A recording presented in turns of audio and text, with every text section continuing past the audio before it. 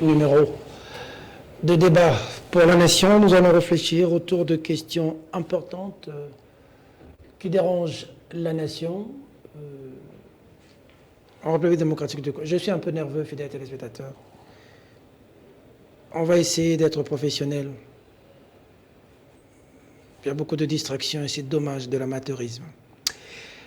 C'est catastrophique en République démocratique du Congo, dossier pénurie de carburant, fidèles téléspectateurs. Dossier pénurie de carburant, c'est catastrophique. Pour que j'arrive sur ce plateau aujourd'hui, c'est avec des acrobaties terribles, je vous dis. Nous devrions avoir 4 invités, 2 sont déjà avec nous. Je ne m'imagine pas, je ne sais pas comment ils vont faire. Ce que j'ai vu en cours de route, c'est pas possible, c'est pas possible. C'est pas possible. Qu'est-ce qui se passe en matière de carburant? On va en parler dans cette émission. La situation sécuritaire, ça dérange dans l'Est. Bunagana est toujours sous occupation des rebelles, des Rwandais. Non seulement cela au niveau de Kwamut, ça bouge aussi. On est à plus de 20 morts entre le Yaka et les Teke. On apprend que Mozitu est en train de descendre sur le lieu pour s'enquérir de la situation et apaiser les tensions. Kabound, toujours à Makala, pas en résidence surveillée au niveau de Kingabwa. Kabound entretiendrait une milice, raison pour laquelle le procureur ne peut permettre à ce qu'ils soient en résidence surveillée au niveau de Kingabwa. Et enfin, on va quand même poser un mot sur y a-t-il restriction de liberté en République démocratique du Congo, ou c'est le libertinage de certaines personnes qui se permettent de dire n'importe quoi. Dans les médias, on va en parler parce qu'il y a encore un confrère qui est sous les collimateurs de la justice. Louis-France Kouzikessa en clandestinité après Gramic, le grand Perroloir en exil. Louis-France, ses services nous ont signalé de la présence des agents de sécurité dans ses bureaux pour les cueillir. Il y aurait un mandat d'amener qui a porté plainte. On se pose des questions. Déjà, 2 invités sur ce plateau. Le premier, un habitué avec nous, on le reçoit assez souvent. Pas de langue dans sa poche. C'est un honneur encore de le recevoir aujourd'hui. Ce mercredi risquerait de devenir un jour de culte pour cette équipe. Si les téléspectateurs aussi essayent de nous dire comment ça se passe, s'ils le demandent, on va le faire. Le président de l'ADD Congo, cadre de la MOCA, Prince Pengue, combattant de la liberté, bonjour, bienvenue. Bonjour, chers frères, messieurs les journalistes de Peter Tchani. Comment ça va, Prince Pengue? Personnellement, avec ma petite famille, ça va. Mais comme je le dis souvent, nous sommes dans des petits points dans cet univers, et dans ce cadre géographique qu'on appelle le Congo. Et quand le Congo va mal, les petits points que je représente dans ce cadre, je ne peux qu'aller mal. Donc le pays va extrêmement mal. Et donc je peux dire aussi que je vais très mal. D'accord. Deuxième invité sur ce plateau, fidèle téléspectateur. Première intervention dans le débat pour la nation avec moi. Je vais dire que c'est la première fois que je le reçoive. Mais je l'ai invité parce que j'ai suivi plusieurs de ses interventions dans le média. J'apprécie sa fougue, j'apprécie sa détermination et sa perspicacité. Et ce sont de la jeunesse, notre génération, il y a de quoi l'inviter. Vous allez le voir assez souvent avec moi, parce que j'aime des gens qui parlent avec conviction. Félix Kaembe, cadre de l'UDPS, mais aussi coordonnateur de la dynamique des intellectuels acquis au changement sur ce plateau. Bienvenue, Félix. Merci beaucoup, très cher Peter. Je suis très content et très flatté. Vous savez, vous êtes parmi les gens qui ont fait la fierté de la jeunesse et vous continuez à faire entre cela. Merci beaucoup, Nous Félix. avions toujours rêvé un jour d'être invités par vous-même. Et nous voici aujourd'hui, nous sommes invités. Nous disons que c'est vraiment un acte, une action, si vous voulez, c'est la symbolique d'honneur pour nous. Et je suis habitué de cette chaîne qui est votre chaîne, c'est vous les patrons. Mais c'est pour la première fois que vous puissiez nous recevoir. Nous disons merci. Et vous êtes un habitué de la chaîne. Je suis un habitué de la chaîne. À chaque fois que nous passons ici, il y a toujours des bons échos. Bien sûr, il y a aussi certaines personnes de l'axe du mal qui veulent tout prendre dans les rouges, bien que c'est bleu, c'est blanc. Et nous acceptons cela. Je salue aussi Prince Pengue qui n'avait pas été élégant envers moi, qui ne m'a pas salué. Au début, hein? Oui, nous, de Il t'a l'IDPS. oublié. Vous êtes élégant à l'UDPS. Oui, nous, de l'IDPS, comme nous sommes élégants. Je vous donne une leçon d'élégance. Nous avons. Donc, l'élégance et l'IDPS, c'est vraiment sœur. Ok. Voilà, et je salue Prince Epengé, je Très salue tout bien. le monde. Très bien. Allez, on met le pied dans le plat, fidèles téléspectateurs, c'est la catastrophe. Vous êtes arrivé comment ici au bureau? Est-ce que vous voyez ce qui se passe à Kinshasa?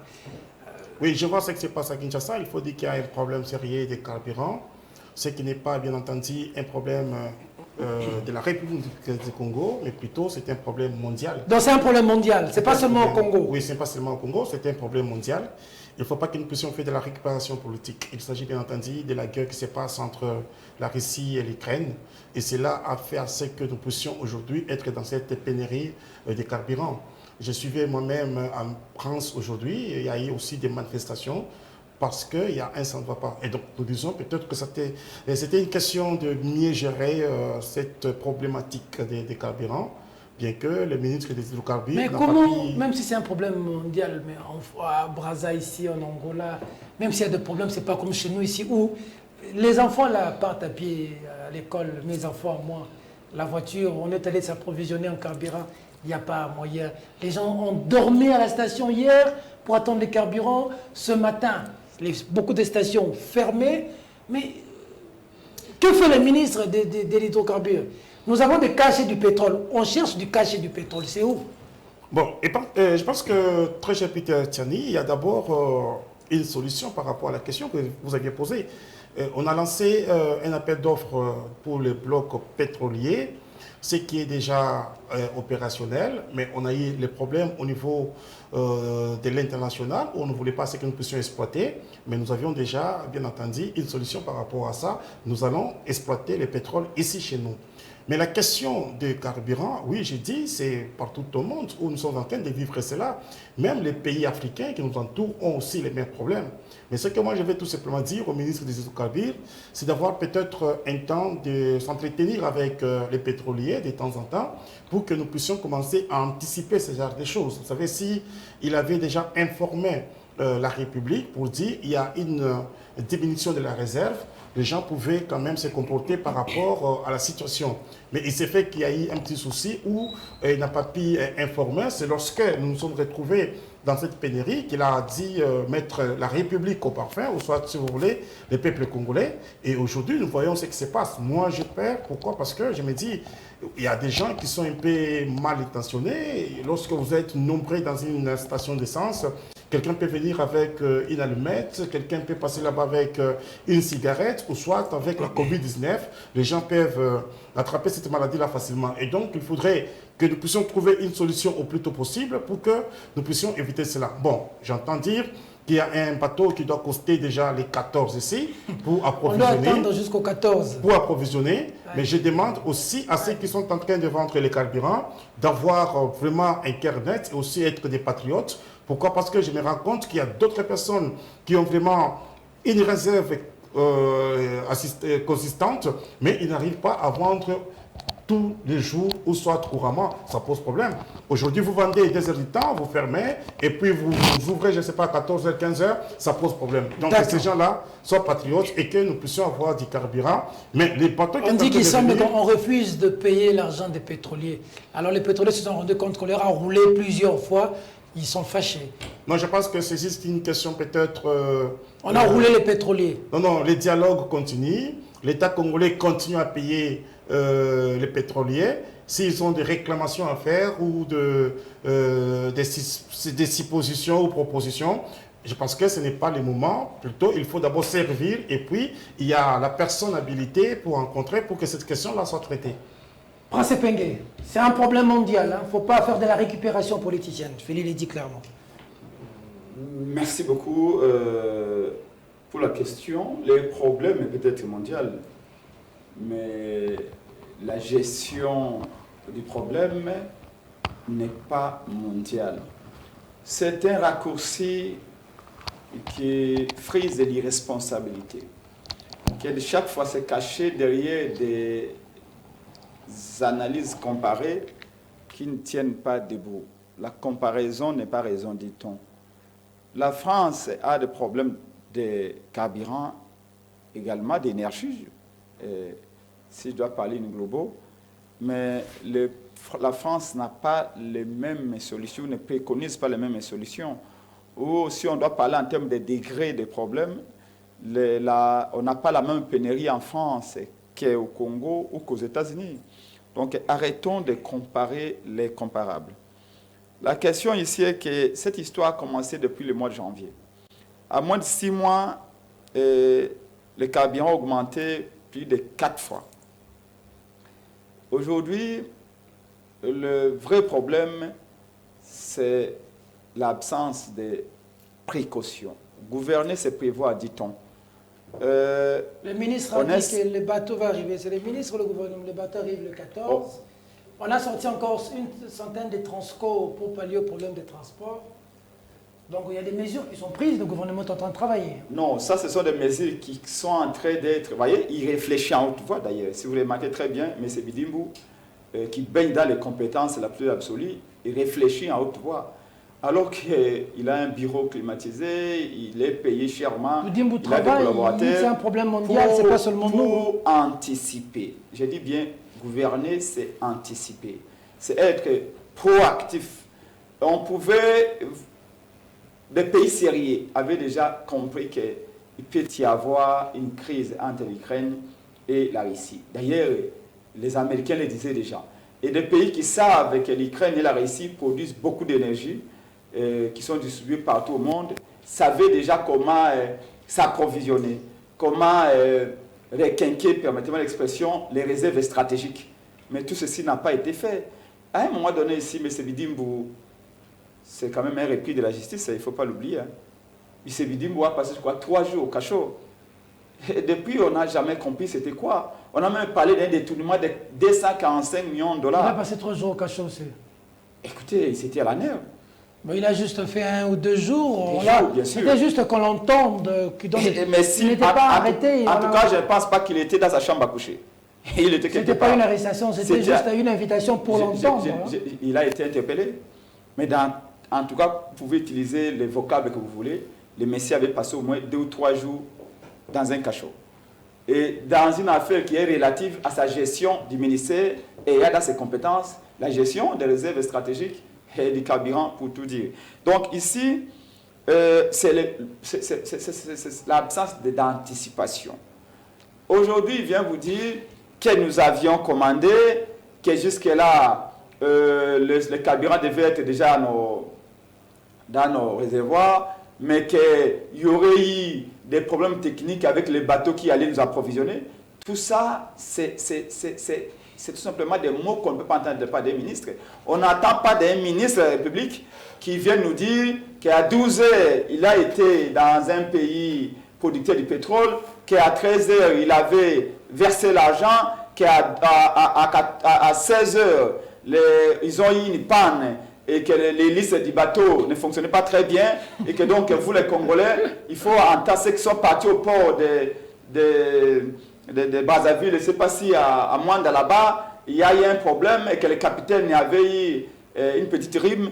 Donc, alors, il faut... Non, c'est pas ça. Le commandant n'a pas besoin de ces détails. Le commandant avait une grippe. Ce n'est pas le problème des Congolais. C'est le commandant qui devait convoyer les stocks avec... Gouverner, c'est prévoir. Mais c'est bien, vous savez que dans les contextes où nous nous trouvons actuellement, un pays de plus de 100 millions d'habitants estimés à ce jour ne peut pas avoir ce type de problème. Mais je me rappelle encore que sous Tchibala, on a eu un problème comme ça, où les groupements des distributeurs des produits pétroliers au Congo avaient adressé, je crois, un courrier pour dire à M. Tchibala qu'il y a un problème entre les taux avec lesquels nous achetons nos produits pétroliers et les taux de change réels sur les marchés. Il faut que le gouvernement trouve une solution. Ces problèmes apparemment restent toujours insolubles. Là, ils disent la même chose, qu'ils ont un problème d'importation. Mais les ministres de tutelle, c'est lui, M. Bidimbu. Au lieu de nous dire, parce que là vous suggérez, j'attends mon ami de l'Union sacrée dire que le ministre doit apprendre et avoir des réunions avec qui. Non, ce n'est pas à vous d'apprendre à un ministre de la République ce travail-là. C'est son travail, c'est le travail pour lequel Bidimbu est payé. Je l'ai suivi par ailleurs, dit, bon, quand on lui pose la question de savoir, mais quelles sont vos compétences pour être à la tête d'un tel ministère, il dit, oh, je suis en train d'apprendre. Bon, si vous devez apprendre, je crois que ce n'est pas au sommet de l'État qu'on vient apprendre. Donc ici, c'est les compétences du gouvernement et précisément de M. Bidimbu. Là, il nous dit, comme solution, on a mis les TRASCO pour résoudre ce problème. Pour résoudre les 200 TRASCO pour résoudre le problème de transport. Mais là encore, il se suicide politiquement ou administrativement. Vous mettez les TRASCO pour résoudre quel problème? Si les 207 ne circulent pas, c'est parce qu'il n'y a pas de carburant. Bon, les TRASCO que vous allez mettre en circulation, ça va s'approvisionner comment? Donc, il ne résout absolument rien. Alors, ça veut dire que ces gens ici, l'Union sacrée qu'on nous a vendue comme la solution à tous les problèmes du Congo, nous avons tous vu les limites de l'Union sacrée, les compétences de tous ces ministres.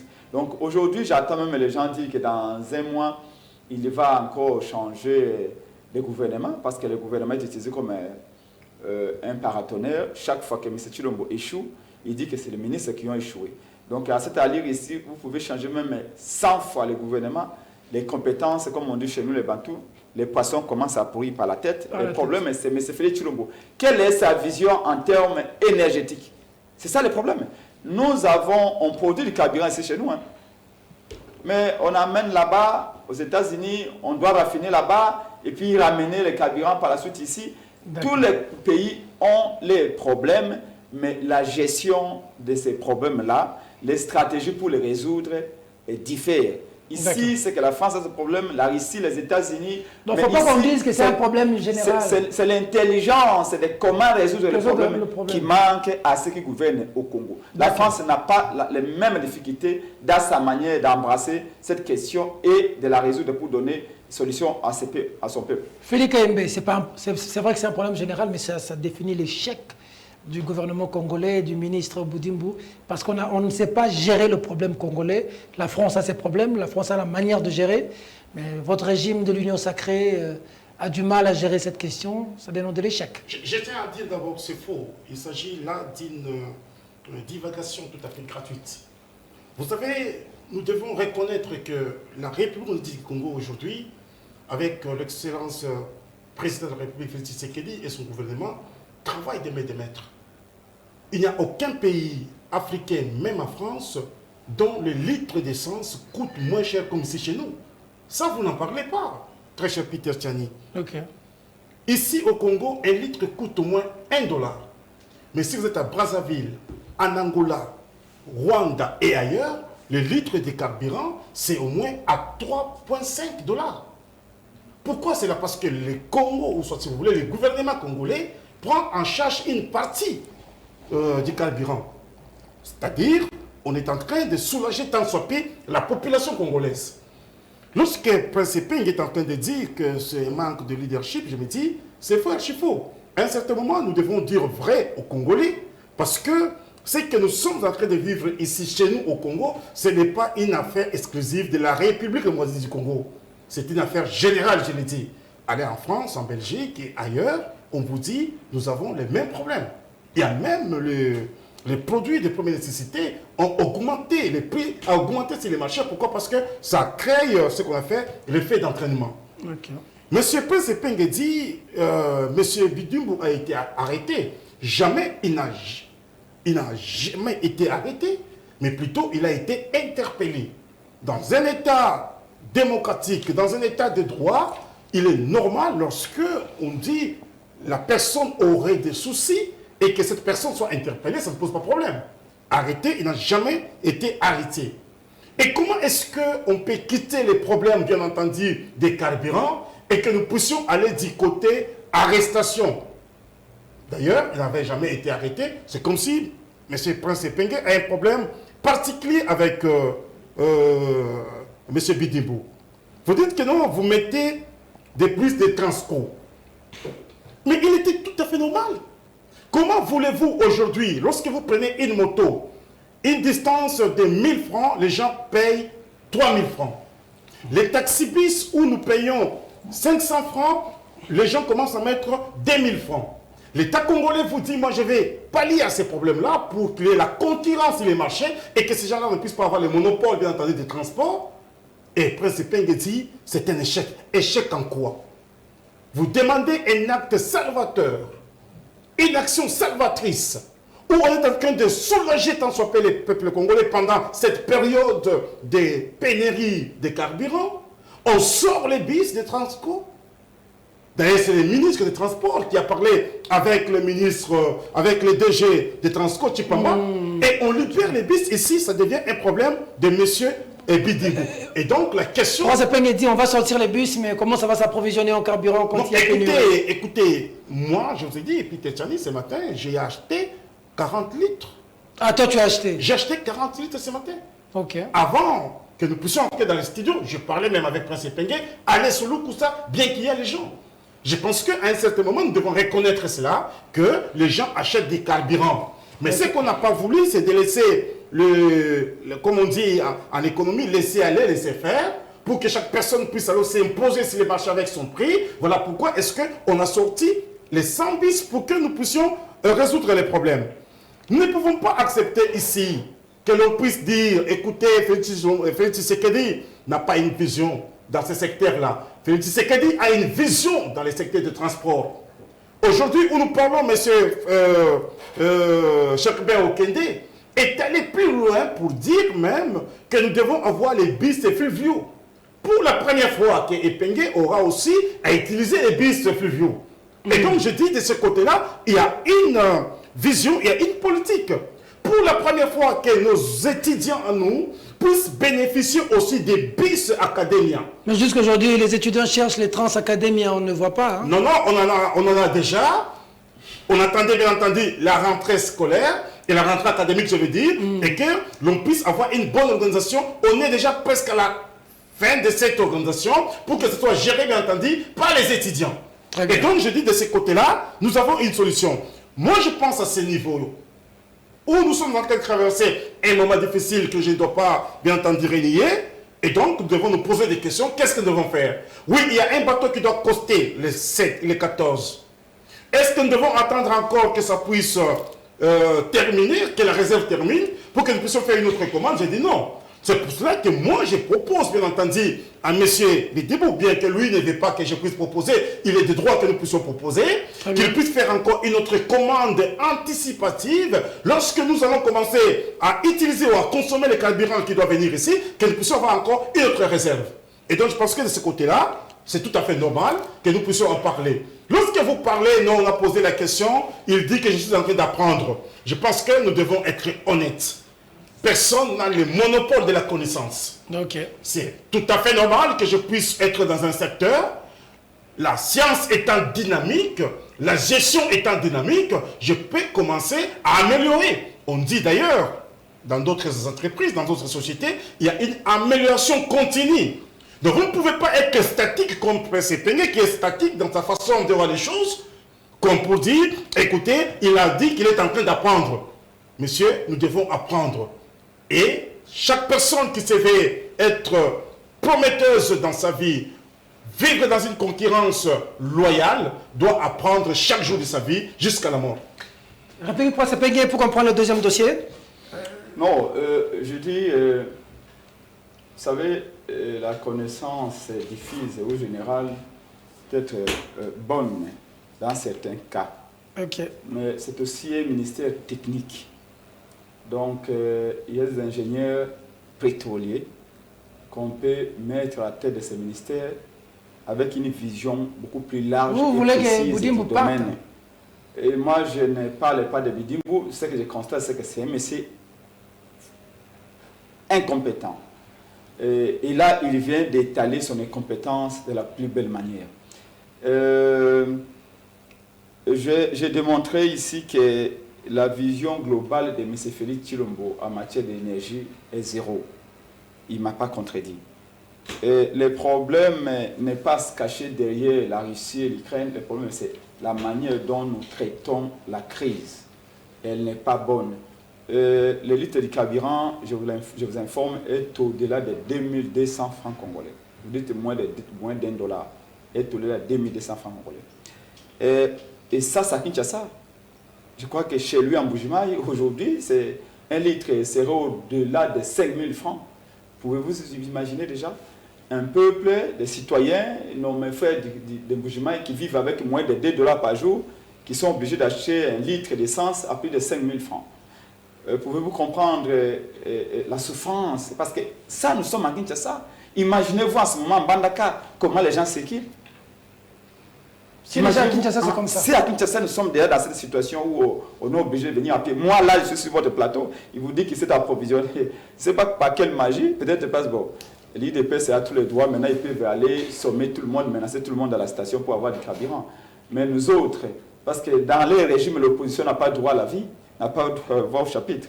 Et là, moi, en quittant ici, moi, je vais devoir probablement laisser ma petite voiture en ville pour aller à pied. Parce que même les montagnes ne s'équilent pas. Donc, la situation est tellement grave. J'ai suivi les communiqués des CEP qui disent non, on a suffisamment de carburant. Le problème, c'est que la demande a augmenté. Pouvez-vous, la CPP nous démontrer comment la demande a augmenté? Il y a plus de véhicules, il y a des Congolais qui roulent plus maintenant en moto ou quoi? Non, ce n'est pas une question de demande, c'est une question de pénurie. Les carburants n'arrivent pas. Pourquoi? Parce que M. Bidimbu n'a pas si, avec la République, s'approvisionner en temps. C'est là le vrai problème. Alors, n'allons pas chercher des explications à gauche et à droite. Ici, c'est qu'on n'a pas répondu au principe du gouverner, c'est prévoir. Ils n'ont absolument rien prévu. Donc, voilà la vraie question. Pour nous, c'est les compétences. Et les Congolais, maintenant, n'ont que les yeux pour plairer. Mais on va peut-être acheter des mouchoirs encore ce soir pour plairer parce que le problème n'est pas parti pour être résolu des mois après-demain. Là, on nous promet pour 10 jours. Mais est-ce que vous savez l'impact de cette pénurie? Les médecins, les ambulanciers qui doivent évacuer les malades, et les professeurs qui doivent aller enseigner, nos enfants qui doivent quitter Mongafula pour venir alimenter, pour aller à l'école, étudier, tout ça. Comment on va résoudre tout ça? Est-ce que vous voyez ça? C'est comme ça qu'on vous dit, mais vous êtes payé à prix d'or. On a multiplié les salaires des agents de la présidence par 300%. Oh, ces gens-là servent à quoi exactement? Donc, les ministres sont payés chèrement. Et regardez les types de ministres. C'est au-delà de 100 000 $.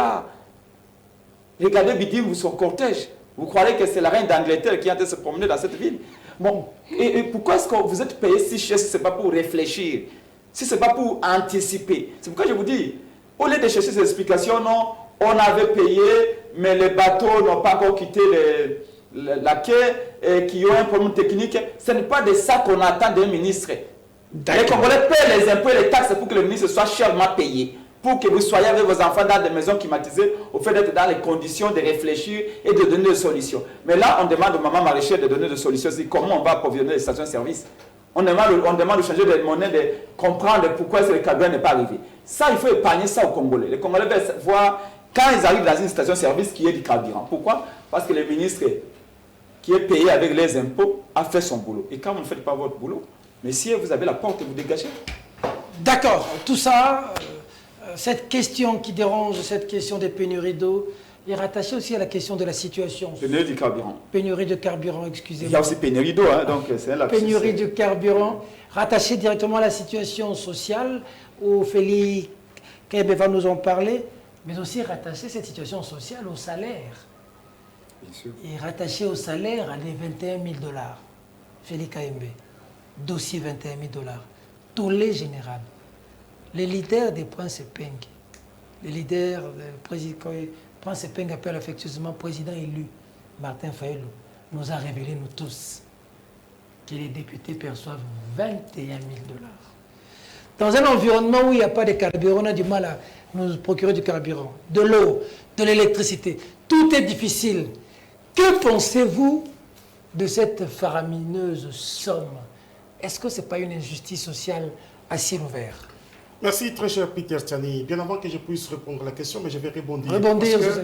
C'est de votre droit. Il y a une préoccupation ici pour dire que le président n'a pas une vision énergétique.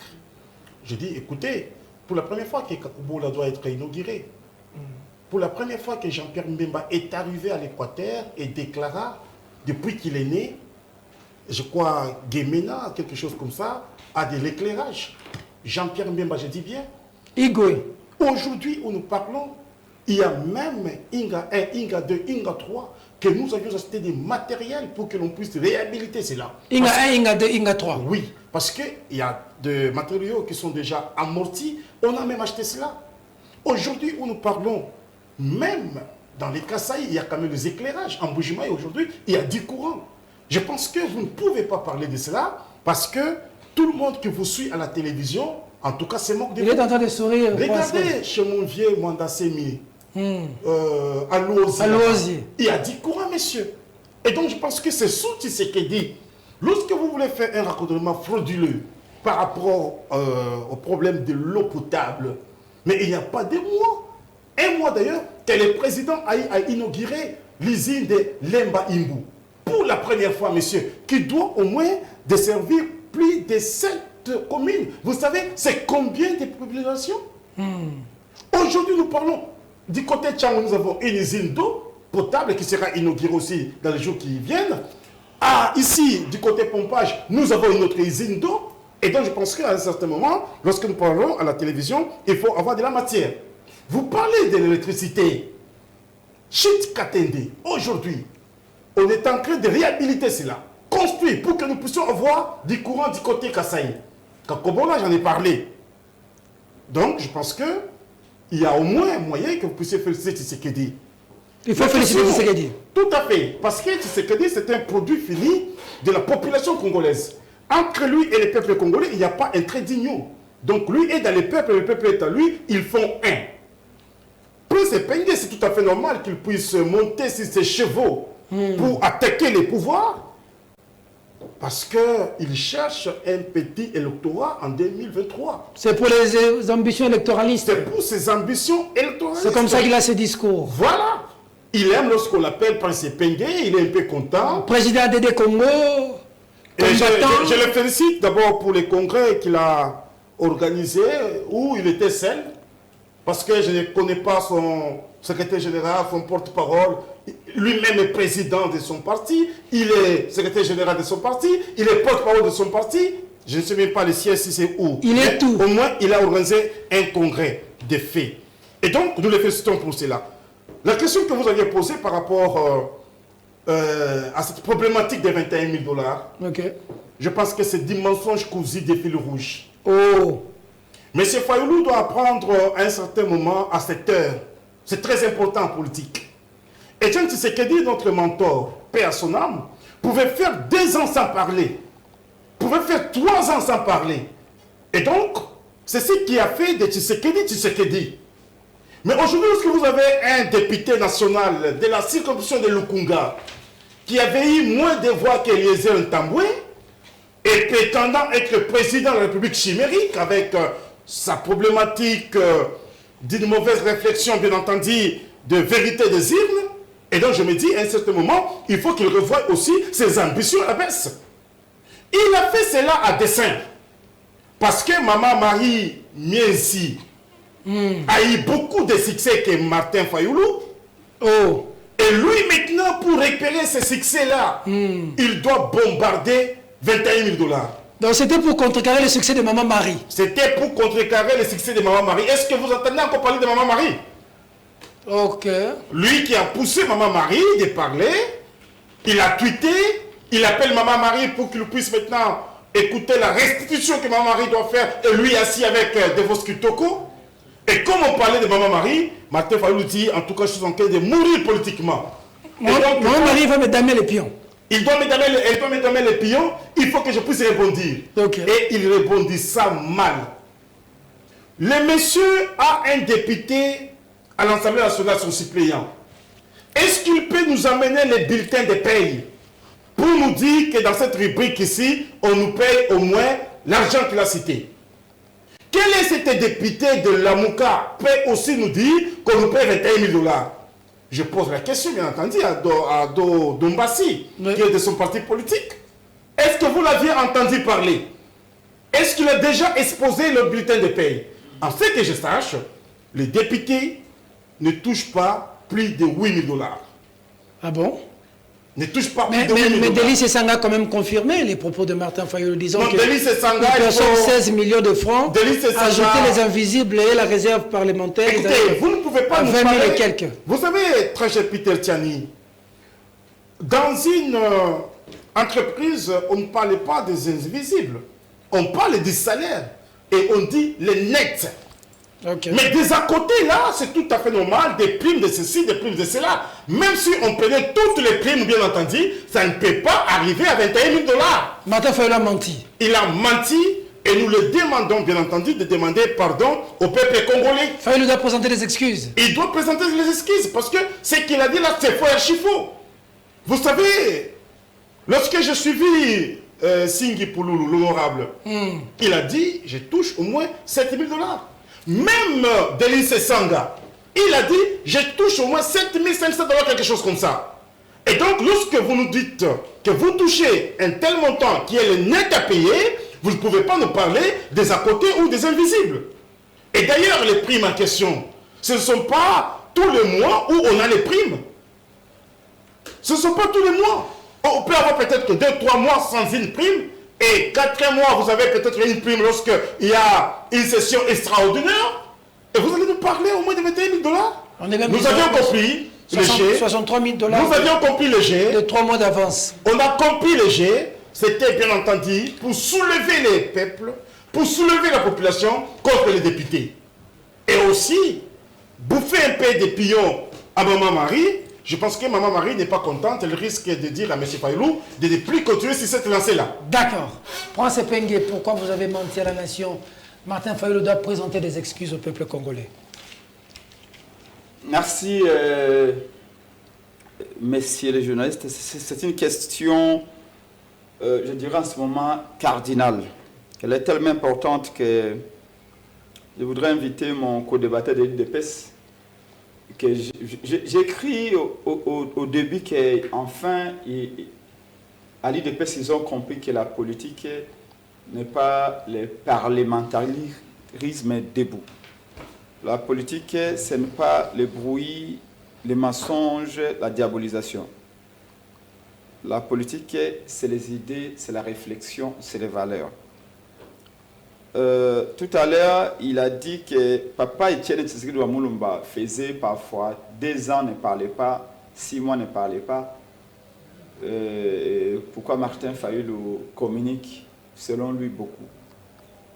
La Bible dit, vous connaîtrez la vérité vous affranchira. Le président élu Martin Fayulu a l'obligation de temps en temps de dire la vérité au peuple. Parce que si le pays est dans les gouffres, si le pays a sombré dans cette pauvreté, c'est à cause des menteurs. Et donc, tant qu'on n'aura pas fait de la vérité notre socle commun, le Congo ne décollera pas. Autre temps, autre mers. Etienne Tshisekedi Mulumba avait fait son temps, il a travaillé, il a combattu le bon combat, il est parti, paix à son âme. Tout le monde n'est pas censé être comme Etienne Tshisekedi Mulumba. Chacun de nous a son caractère. Et ne prenez pas le modèle de l'opposition de l'UDPS comme état le modèle unique. Encore que l'UDPS n'est pas le premier parti de l'opposition. Le premier parti qui a commencé à faire l'opposition, c'est le PALU de Kizenga. Et alors, il faut vraiment que vous puissiez, avant de parler, beaucoup réfléchir parce que les enfants nous suivent. Il me parle de l'exemple de Bemba. Bemba qui a dit à l'Équateur que c'est la première fois depuis qu'il est né qu'il voit le courant à l'Équateur. Mais vous savez, l'argent fait parler les gens n'importe comment. Malheureusement, Bemba a déçu les Congolais. D'ailleurs, les enfants de l'Équateur m'ont appelé de partout. Les enfants de l'Équateur sont en colère contre Bemba. Parce que sous Mobutu, il y avait du courant à l'Équateur. C'est vrai que le réseau est vétiste. Moi-même, je viens de l'Équateur. On a fait la promesse de Tchouapa avec le président Martin Fayulu, avec toutes ces foules de gens que vous avez vus, les marées humaines qui accompagnaient le président Martin Fayulu à Mbwende, à Lissala, à Mbandaka. Il y avait un réseau électrique, mais qui, faute d'entretien, a sombré dans ces délabrements. Donc, Bemba a vendu son parti à Félix Tshilombo. Bemba a dit qu'il ne sera pas candidat. Il a dit à Félix Tshisekedi, je vais avoir une bonne vie, et le reste,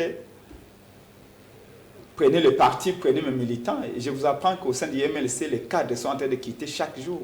Parce qu'ils comprennent que Bemba, c'est fini. Donc Bemba peut dire tout ce qu'il dit, mais la vérité, c'est qu'à l'Équateur, même les courants dont il parle, ce n'est pas un courant hydroélectrique stable comme vous le voyez. Ce sont des lampadaires ici, alimentés par le soleil, qu'on a mis quelques lampadaires dans les avenirs. Ce n'est pas un courant électrique ou une source électrique où les mamans peuvent préparer, les écoles peuvent utiliser, etc. pour éduquer nos enfants. Ça n'a absolument rien à voir. Évidemment que Félix Tshisekedi a envoyé Bemba à l'Équateur pour faire ce travail-là. Figurez-vous, quelqu'un comme Bemba, c'est qui beaucoup de Congolais comptaient aujourd'hui, est devenu un messie que Félix peut envoyer, aller en Bandaka va faire ma publicité, aller en Bandaka va vulgariser, aller à l'Issalaba vulgariser mon projet de 145 territoires, aller au Nord Bangi va faire la campagne pour moi. Vous voyez, Bemba qu'on envoie comme ça par Félix Tshisekedi. Donc il faut rester jusqu'à la fin de sa vie un homme de caractère. Malheureusement, certains ne le savent plus. Alors, Mbujimaï, il y aurait du courant Mbujimaï. J'ai failli rire, mais je me suis dit par respect à nos compatriotes, je ne ris pas. La seule chose que Félix a fait en Mbujimaï pendant ces presque 4 ans au pouvoir, c'est l'agrandissement de l'aéroport de Mbujimaï. Oui, là, il est en train d'agrandir l'aéroport de Mbujimaï. À part ça, il n'y a rien en Mbujimaï. Vous allez en Mbujimaï en pleine ville, vous voyez même pas des motos, mais des vélos avec des bidons pour aller chercher de l'eau dans la ville de Mbujimaï. Il n'y a pas de courant. Mais il n'y a pas de courant. Vous allez... L'administrateur du territoire de Kabea Kamon n'a même pas un stylo pour écrire. Oh. L'administrateur du territoire de Kabea Kamon n'a même pas un stylo. Vous allez à l'Équateur, pareil. Un administrateur du territoire n'a même pas de papier de picateur pour écrire. Alors, vous nous dites que Fatih fait des choses, c'est pas où. Apparemment, il n'y a que dans votre tête qu'il est en train de faire ces choses-là. J'ai parlé de l'incompétence de ce régime et ça montre. Parce que ici, vous regardez Félix Tshisekedi depuis le début, il ne nomme pas les gens sur base de compétences, sur base d'expérience. Il nomme les gens sur base de militantisme et de loyauté. Regardez même ces dernières nominations. Vous avez entendu les gens dénoncer. S'il a nommé 20 personnes comme mandataire public, 17 sont les gens qui parlent la même langue que lui. Du Kasaï. Du Kasaï, bien évidemment. Est-ce que c'est vrai? C'est vérifiable? Écoutez, vérifiez, vos collègues l'ont dit. Vos collègues l'ont dit. Vous allez voir, le grand frère a été nommé à la DGI, petit frère est au FPI. Les vidéos, c'est qui, non? Puis Soumabu, le ministre, du même coin que lui, vous allez voir sa fille est à l'OCC, la femme est au Parlement. C'est comme ça. Donc, on a dit qu'on est venu moraliser la vie publique. Mais de quelle moralisation parle-t-on? Aujourd'hui, tout le monde voit que Félix Tshisekedi est le premier tribaliste dans ces nominations. Et ce problème ici, il faut qu'on te le dise. Je voudrais que vous aidiez Félix Tshisekedi. Même s'il est difficile de récupérer ce qu'il a fait aujourd'hui. Souvenez-vous quand il a été propulsé à la tête de l'IDPS comme président de l'IDPS. Les premiers cabinets, vous commencez à faire la politique maintenant, hein, depuis que Félix est nommé, pour des raisons tribales évidemment, parce que vous êtes du même coin que lui. Vous ne pouvez pas connaître cette histoire-là. Mais Peter, la mémoire vivante est là.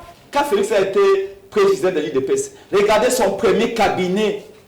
Son premier cabinet, là où il y avait les Peter Kazadi et les autres. Son premier cabinet comme président de l'IDPS. 90% c'était les gens qui parlaient la même langue que lui. Et à l'époque, nous qui étions ses amis, ses alliés dans l'opposition, on avait souffert des critiques et du peu perdu. Dans son cabinet, il n'y avait que... Et il a amené ça jusqu'à la présidence de la République. Alors, donc, les compétences, regardez, regardez la personne qu'on a mis président du conseil d'administration de l'OGFREM. Bon sang. Est-ce que vous savez que c'est un peu comme on avait dit Chancellor Kupamba. Mon ami, il a appelé ce COP, l'IA, Mandel Ngesila. C'est comme ça que vous êtes en train de faire. Le président du conseil d'administration, c'est lui qui définit la stratégie ou les stratégies, qui définit les stratégies de l'OGFREM. Vous mettez un messier qui n'a peut-être qu'il avait une cabine au coin, ce qui est déjà bien. Mais quand même... C'est une incompétence qu'on a mis à l'OGFREM là-bas. Mais papa, président du conseil d'administration. Moi, j'ai travaillé avec des grandes sociétés ici, papa. Je voyais des experts venir de partout. Parce qu'il faut définir la politique, les stratégies d'une entreprise comme l'OGFREM. Cette entreprise-là, demain, vous allez demander les performances de l'OGFREM. Mais si le président du conseil d'administration vous le demandez maintenant, définissez la stratégie de l'OGFREM pour cette année 2022-2023. Il vous demande de servir de quoi? Soyons sérieux. Est-ce que vous savez que l'OGFREM a des milliers d'employés qu'il faut préserver, qui dépendent de cette grande société? Est-ce que vous savez qu'il y a une mission pour cette entreprise-là? Il y a une objectif à suivre par cette entreprise-là. Et vous prenez des militants, vous les mettez là-bas. Les mérites parce qu'ils ont été loyaux à Félix Tshisekedi, ils ont été militants pendant de longues années. Et à la fin, vous dites, oh, ça a échoué, comme j'ai entendu les airs, il faut changer le gouvernement, ça va échouer. Ça va échouer. Mais qui a mis ce gouvernement sur pied? Qui a envoyé des ministres? Dans un gouvernement, on vous dit que même la femme du président a ses propres ministres. Donc, soyons sérieux. Alors, je chute en 2 minutes sur la question des députés. 21 minutes. Je ne... Oui, oui. Il a savonné sérieusement Fayulu sur cette question. Hein. Je viens sur cette question-là. Mais pour être intelligible sur cette question, je voudrais commencer par ce que moi j'appelle les discours fondateurs de cette revendication populaire. Aujourd'hui, le président Martin Fayulu a donné au peuple la possibilité de connaître les salaires de chaque agent de l'État, chaque dépendant de l'État. Voilà ce qu'il dit, en une ligne seulement que je lis. Il dit, je suis profondément indigné, ça c'est le président Martin Fayulu qui le dit, d'apprendre que la rémunération des députés nationaux s'élève depuis janvier 2022 à 21 000 $ par mois, en violation flagrante de la loi budgétaire.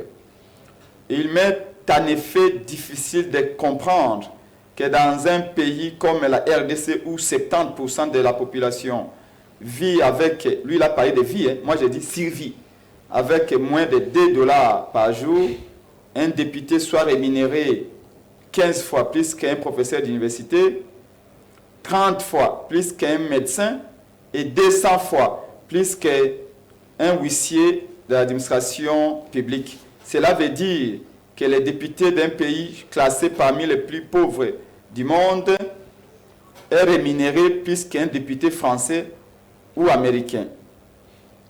Le président comparé, il a dit 15 fois plus qu'un député payé, 15 fois plus qu'un professeur d'université, 30 fois plus qu'un médecin, 200 fois plus qu'un huissier. 200 fois plus qu'un huissier. Et je dirais 2000 fois plus qu'un policier. Alors, ça c'est le discours fondateur. Maintenant, il n'a plus à dire. L'augmentation qui est arrivée subitement ici, sa généalogie et son contexte, je l'ai tiré du discours de M. Félix Tshilombo au Congrès. Les derniers congrès avec le gouvernement Inukamba et de ses propos au micro de votre confrère Christelle Sakeno, où il a estimé qu'il faut donner beaucoup d'argent aux députés. Parce que selon lui, Félix Tshisekedi, voilà ce qu'il dit en une ligne, il existe un fossé entre les attentes légitimes de notre peuple et les prérogatives constitutionnelles dévolues aux députés nationaux. Je suis conscient de vos difficultés. Là, il s'adresse aux députés, à ce que la population dont vous êtes l'émanation attend de vous des routes, des écoles, des frais funéraires, des frais de mariage, des frais de subsistance. Il est nécessaire que nous puissions, sans entraver les prérogatives des uns et des autres, trouver des mécanismes pour créer une synergie gouvernement-parlement, de sorte que vous puissiez être associés aux concrétisations de nos projets dans vos circonscriptions respectives. Je vous épargne le reste.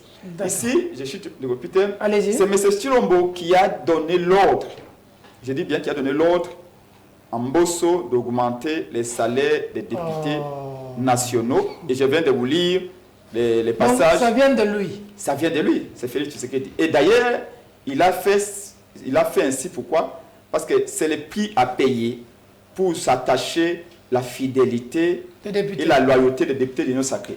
Maintenant, il dit qu'on n'a pas d'éléments de preuve. Vous savez que cette histoire ici s'apparente un peu à un blanchiment d'argent, à des fuites de capitaux, à une escroquerie. Et en matière d'escroquerie, il y a une version de la charge de la preuve. Nous accusons les députés, nous disons que les députés sont payés 21 000 $. Nous avons des preuves. Mais les députés peuvent aussi bandir des preuves. Or, aujourd'hui, j'ai constaté que 20 députés sont intervenus sur cette question et chaque député a donné son salaire, qui est différent de chacun des députés. Voilà ce que nous disons, notre ventilation de 21 000 $. Non, monsieur, okay. La ventilation se présente comme... Non, il vient sans chiffres, sans éléments. Tu ne dois pas prendre tout le temps. Il est venu là, s'il donc peut-être une seconde. Il veut m'embrouiller, mais il ne m'aura pas. Ce n'est pas un parlement de ici, c'est un débat intelligible. Okay. Moi, quand je viens dans un plateau, je prépare mon émission.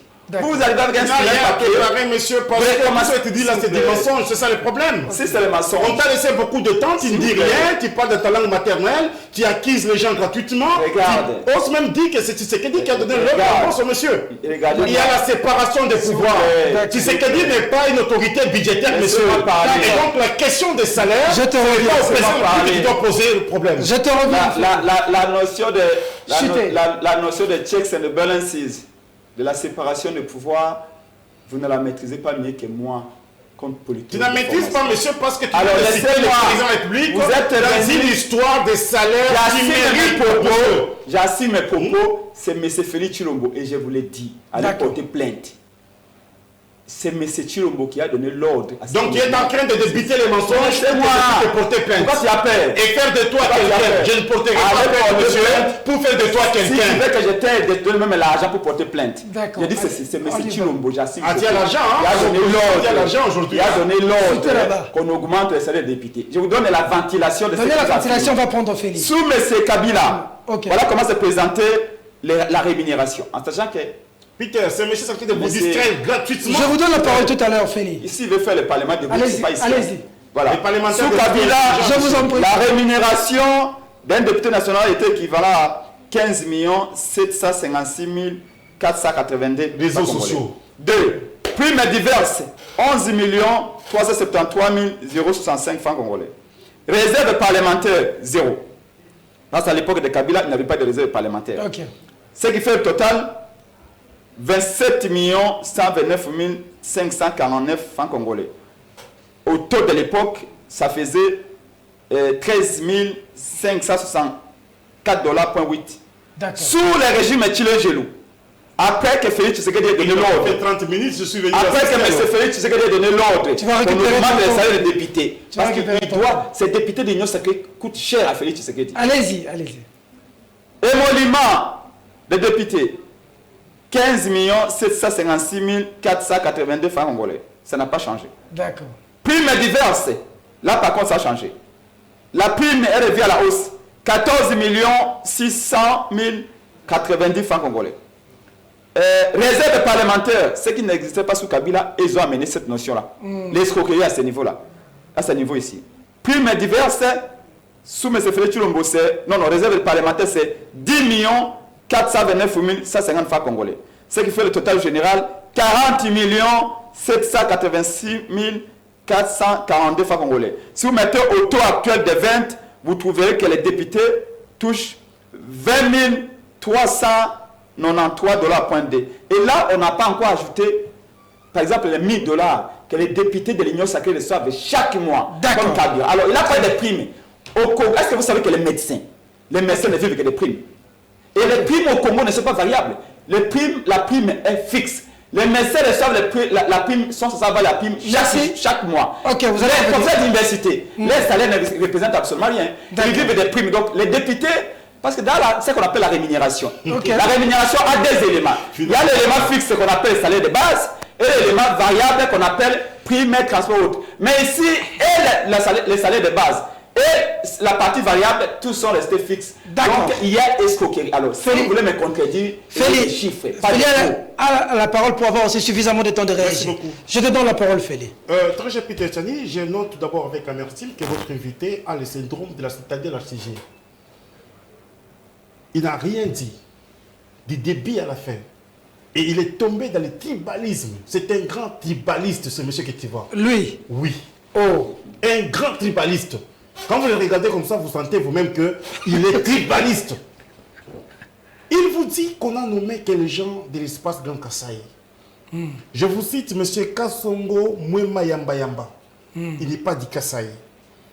Je vous cite Liwesso, Jean Médard. Jean Médard Liwesso. Je vous cite Kikangala Nguyu, il n'est pas du Kasaï. Je vous cite Ekoto Loleko, il n'est pas du Kasaï.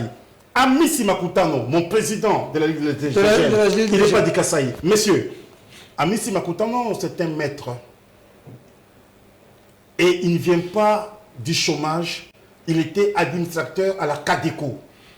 Et quand tu traites un monsieur comme celui-là, d'un cambiste, je me dis, là c'est un problème. Même s'il était cambiste, monsieur, un cambiste qui a son diplôme de licence ne doit pas travailler. Et donc, à un moment, il faut élever le niveau du débat. Wilonjo, Sam Martin n'est pas du Kasaï. Moissiem n'est pas du Kasaï. Et donc, il faut faire les choses. Feza, Christine, n'est pas du Kasaï. Bonongue n'est pas du Kasaï. Je peux en citer beaucoup ici. Très cher Peter, ces gens ne sont pas du Kasaï. Et Tshisekedi n'est pas un tribaliste, monsieur. Vous devez savoir aujourd'hui, nous étions avec 11 provinces, nous sommes avec 6 provinces. Et si on prenait quelqu'un de l'Omami, où est le problème? Et vous nous parlez de Madame Christelle Mwabilou, que je salue en passant. La fille du ministre Mwabilou. Il ne faut pas commencer à diaboliser les gens. C'est une grande militante dans son parti politique. Le CNC. Oui. Elle est cadre, elle est secrétaire générale adjointe. Oh. Elle a les profils. Elle a fait de bonnes études en Afrique du Sud, monsieur. Ok. Et si les profils tombent sur elle et les critères, pourquoi ne pas être nommé? Parce qu'elle s'appellerait Christelle Mwabilou. C'est ça le malheur. C'est ça le malheur? Monsieur Peter Tiani, aujourd'hui vous avez vos frères, vous avez vos enfants qui portent votre nom. Ils sont intelligents, ils ont fait de bonnes études. Ils ne doivent pas être nommés parce qu'ils porteraient le nom de Peter Tiani. Non, ça s'appellerait la discrimination. Okay. Et donc, Madame Christelle, que je salue en passant, elle a les profils, elle a fait de bonnes études, elle a son diplôme en licence et management en Afrique du Sud, monsieur. Pas au Congo. Pas au Congo. Et je ne néglige pas les études congolaises. Parce que le monsieur le dit ici que j'ai commencé à faire la politique lorsque Tshisekedi est président de la République. J'ai commencé à faire la politique, monsieur, avant que tu sois né. J'étais président de la Ligue des jeunes de l'ISC Gombe de 2003 en 2006. Et Félix Kaembe a reçu Félix Tshisekedi en force de l'ISC. Il y avait une pépinière là-bas. Encore, secrétaire national chargé des questions extérieures. En 2004. De relations extérieures. Oui. Kanga Matondo, paix à son âme, notre DG, a failli me licencier ou m'exclure de l'ISC. N'était l'intervention de Mutombo Kupa. Je serais parti de l'ISC. Et donc, je n'ai pas commencé la politique aujourd'hui. J'étais dans les comités de Serge Mayamba et de Sylvie Kaïba. Tu connais Serge Mayamba qu'on appelait à l'époque Lumumba. Le monsieur nous dit ici, les enfants de l'Équateur sont contre Jean-Pierre Mbemba. Je comprends. C'est parce qu'on vous a mis KO là-bas à l'Équateur par Jean-Pierre Mbemba. Mbemba a mis tout le monde KO là-bas. Tout le monde KO. Martin Fayulu ne doit plus rentrer à l'Équateur. Mbemba bloqué là-bas. Il a plus maintenant son Équateur. Bloqué. Et puisqu'il y a bloc cadenas là-bas, tous les Équatoriens sont en train de jurer que si le nom de Jean-Pierre Mbemba, au nom de Félix Tshisekedi, voilà aujourd'hui, les messieurs montrent ses cheveux pour dire Jean-Pierre Mbemba menti. Il s'agit d'un grand monsieur. Qui a bloqué là-bas. Il dit vice-premier président de la République, monsieur. Il a bloqué l'Équateur. Vous ne passerez plus à l'Équateur. C'est fini pour Fayulu. C'est fini. C'est fini. Il n'aura même pas 3 personnes derrière lui. Mais si Jean-Pierre Mbemba regarde et dit Tshisekedi gère bien les pays, avec Tshisekedi, il y a de l'espoir. Et moi, je vais soutenir Tshisekedi. Où est le problème? Je comprends. Le problème, c'est parce que Jean-Pierre Mbemba n'a pas voulu être avec Martin Fayulu. Il est parti avec la Mouka et Moïse Katumbi. Voilà pourquoi vous en voulez à Jean-Pierre Mbemba, vous en voulez à Moïse Katumbi, parce que ces derniers n'ont pas voulu marcher avec vous qui n'avez pas de vision, monsieur. Il vous dit ici, Mbemba a vendu son parti politique. Les cadres sont en train de partir à tout moment. F. Bazaïba, vice-premier ministre, est là. Fidel Babana est là. Et tant d'autres. Jean Mamba, c'est Mamba. Jean-Jacques. lui qui avait un peu chrétien les communicateurs de l'Union Sacrée. Il a dit qu'il y a un problème de niveau. Mais je n'ai jamais vu Jean-Jacques Mamba. Je n'ai jamais vu Jean-Jacques Mamba, je ne connais pas bien son nom, faire un débat contradictoire. Je ne l'ai jamais vu. Il dit que les communicateurs ont un problème de niveau. Mais je dis, il n'a jamais fait un débat contradictoire, Jean-Jacques Mamba. Il n'a jamais fait un débat contradictoire. Il ne saura pas faire un débat contradictoire. Il ne saura pas. Avec un communicateur. Il ne saura pas. On va le mettre KO. Oh. Que ce soit moi, que ce soit Kapasele, que ce soit Mutoke, on va le mettre KO. D'accord. Et il vous dit ici, la seule chose que Félix Tshisekedi a fait à Mbuji-Mayi, il a agrandi seulement l'aéroport. Faut être monsieur. Les gens, c'est pour il ne faut pas mentir debout. Aujourd'hui, avec la technologie, Peter Tiani, je peux être à Kinshasa, je sais ce qui se passe à Mbuji-Mayi. Avec les réseaux sociaux. Il y a des routes là-bas construites. Il y a des hôpitaux construits. À Kalendamu Kishiwi. Okay. Il y a des écoles qui sont construites là-bas. Là où Félix Tshisekedi lui-même avait étudié. À Mupompa. Non, à Mbuji-Mayi d'abord. Ok. Des écoles construites modernes. 3 hôpitaux construits modernes. Avec au moins une capacité de 450 lits. Oh. Et le monsieur vous dit ici, il n'a jamais fait quelque chose en Mbuji-Mayi. Wow. Regardez des routes en Mbuji-Mayi. Et donc, monsieur, quand il parle, il faut avoir quand même des éléments. Jusqu'à Kabea-Kamwanga. Jusqu'à Kabea-Kamwanga, où on a construit un grand hôpital. Il y a même de l'éclairage à Kabea-Kamwanga. Et yo. Toi, ça dit la tête. Et donc, je pense qu'à un moment, il ne faut pas mentir. Vous savez, pendant que vous êtes en train de mentir, les gens sont en train de dire et payé et fini. Et il vous dit ici, ils n'ont plus. Bon, ça j'ai parlé. Si c'est qu'il n'est pas tribaliste, c'est parce que tous les gens que je viens de citer ici ne sont pas du Kassai. Vous avez démontré. Je les ai démontrés. Oh, il a commencé à faire. Bon, j'ai répondu. Celui qui est nommé. Non, écoutez, je pense que nous devons de la considération aux cambistes. Je connais les cambistes licenciés, docteurs. Et si Mouzito, pendant qu'il était Premier ministre, si Fayoulou, pendant qu'il était avec Kabila comme président du groupe parlementaire des MP, ayant fait en sorte que Ada Bombo ne puisse pas avoir la ville-province de Kinshasa, n'avait pas travaillé à cette époque-là, monsieur. Et donc, beaucoup de cambistes seraient dans des bureaux. Mais aujourd'hui, avec la politique sociale de Tshisekedi et de l'emploi, nous sommes en train de retourner tout le monde, bien entendu, au travail. Ok, mais la démonstration de 20 000, 21 000 dollars faite ici, qu'est-ce que tu en penses? Je suis sidéré de cette fausse ventilation qu'il a faite. Elle est fausse, cette ventilation-là. Vous savez, Prince Pengue, monsieur intelligent, il a comme source d'information réseaux sociaux. C'est pour cela s'il n'a pas les mégas, il n'est pas à l'aise, il peut se déplacer même à 1h du matin pour avoir les mégas et entrer dans les réseaux sociaux, prendre les histoires des réseaux sociaux, nous amener ça ici. Messieurs, il n'y a pas ce montant qui est en train de citer. Aujourd'hui où nous parlons, les vrais montants, c'est 7 500 dollars que les députés sont en train de toucher. Perçoivent. Et donc, les 21 000 dollars, c'est 21 000 dollars, elle, Fadenhaus, chimériquement parlant, tout ce qu'ils ont fait, c'est juste pour repérer la védétariat, ou le védétariat, la vedette, je veux dire, de maman Miezi. Marie. Mais nous croyons certainement que ce qu'il dit c'est faux. Il a même osé comparer avec la France. Est-ce que vous savez que les députés français touchent mieux que les députés congolais? Pourquoi? Parce que les députés congolais, leurs assistants, très cher Peter Tiani, oui, c'est eux qui payent. Les locaux qui louent. Les assistants parlementaires. Il n'y a pas un budget ici où lorsqu'on vous paye votre salaire, que vous puissiez payer les assistants. Ils ne sont pas payés par l'État congolais. Ils ne sont pas payés par les députés. Ils sont payés par les députés, monsieur. Ils sont payés par les députés. Et donc je pense que quand vous faites la comparaison avec le député français, les députés français touchent mieux que le député congolais. Ils sont au-delà. Et ils sont payés en euros, monsieur. Parce que l'euro est toujours supérieur par rapport au dollar américain. Et donc nous disons, touche 7 500 euros. Et donc nous disons, il ne faut pas que nous puissions renvoyer nos députés à nous à la casserole, tout simplement parce que nous voulons faire quelque chose et les faire haïr. C'est Félix Tshisekedi qui a instruit en boss cette augmentation. Encore un mensonge. Il a même lu son discours ici. Encore un mensonge. Est-ce qu'il peut nous démontrer un document où Félix Tshisekedi a saisi l'Assemblée nationale pour dire « Monsieur Mbosso, je te demande qu'on puisse voir les salaires des députés ». Les mensonges. des faux bruits. Ils sont dans les faux bruits. Ils sont dans ça. Sans ça, ils ne peuvent pas exister. D'accord. Il y a la séparation des pouvoirs. Ok.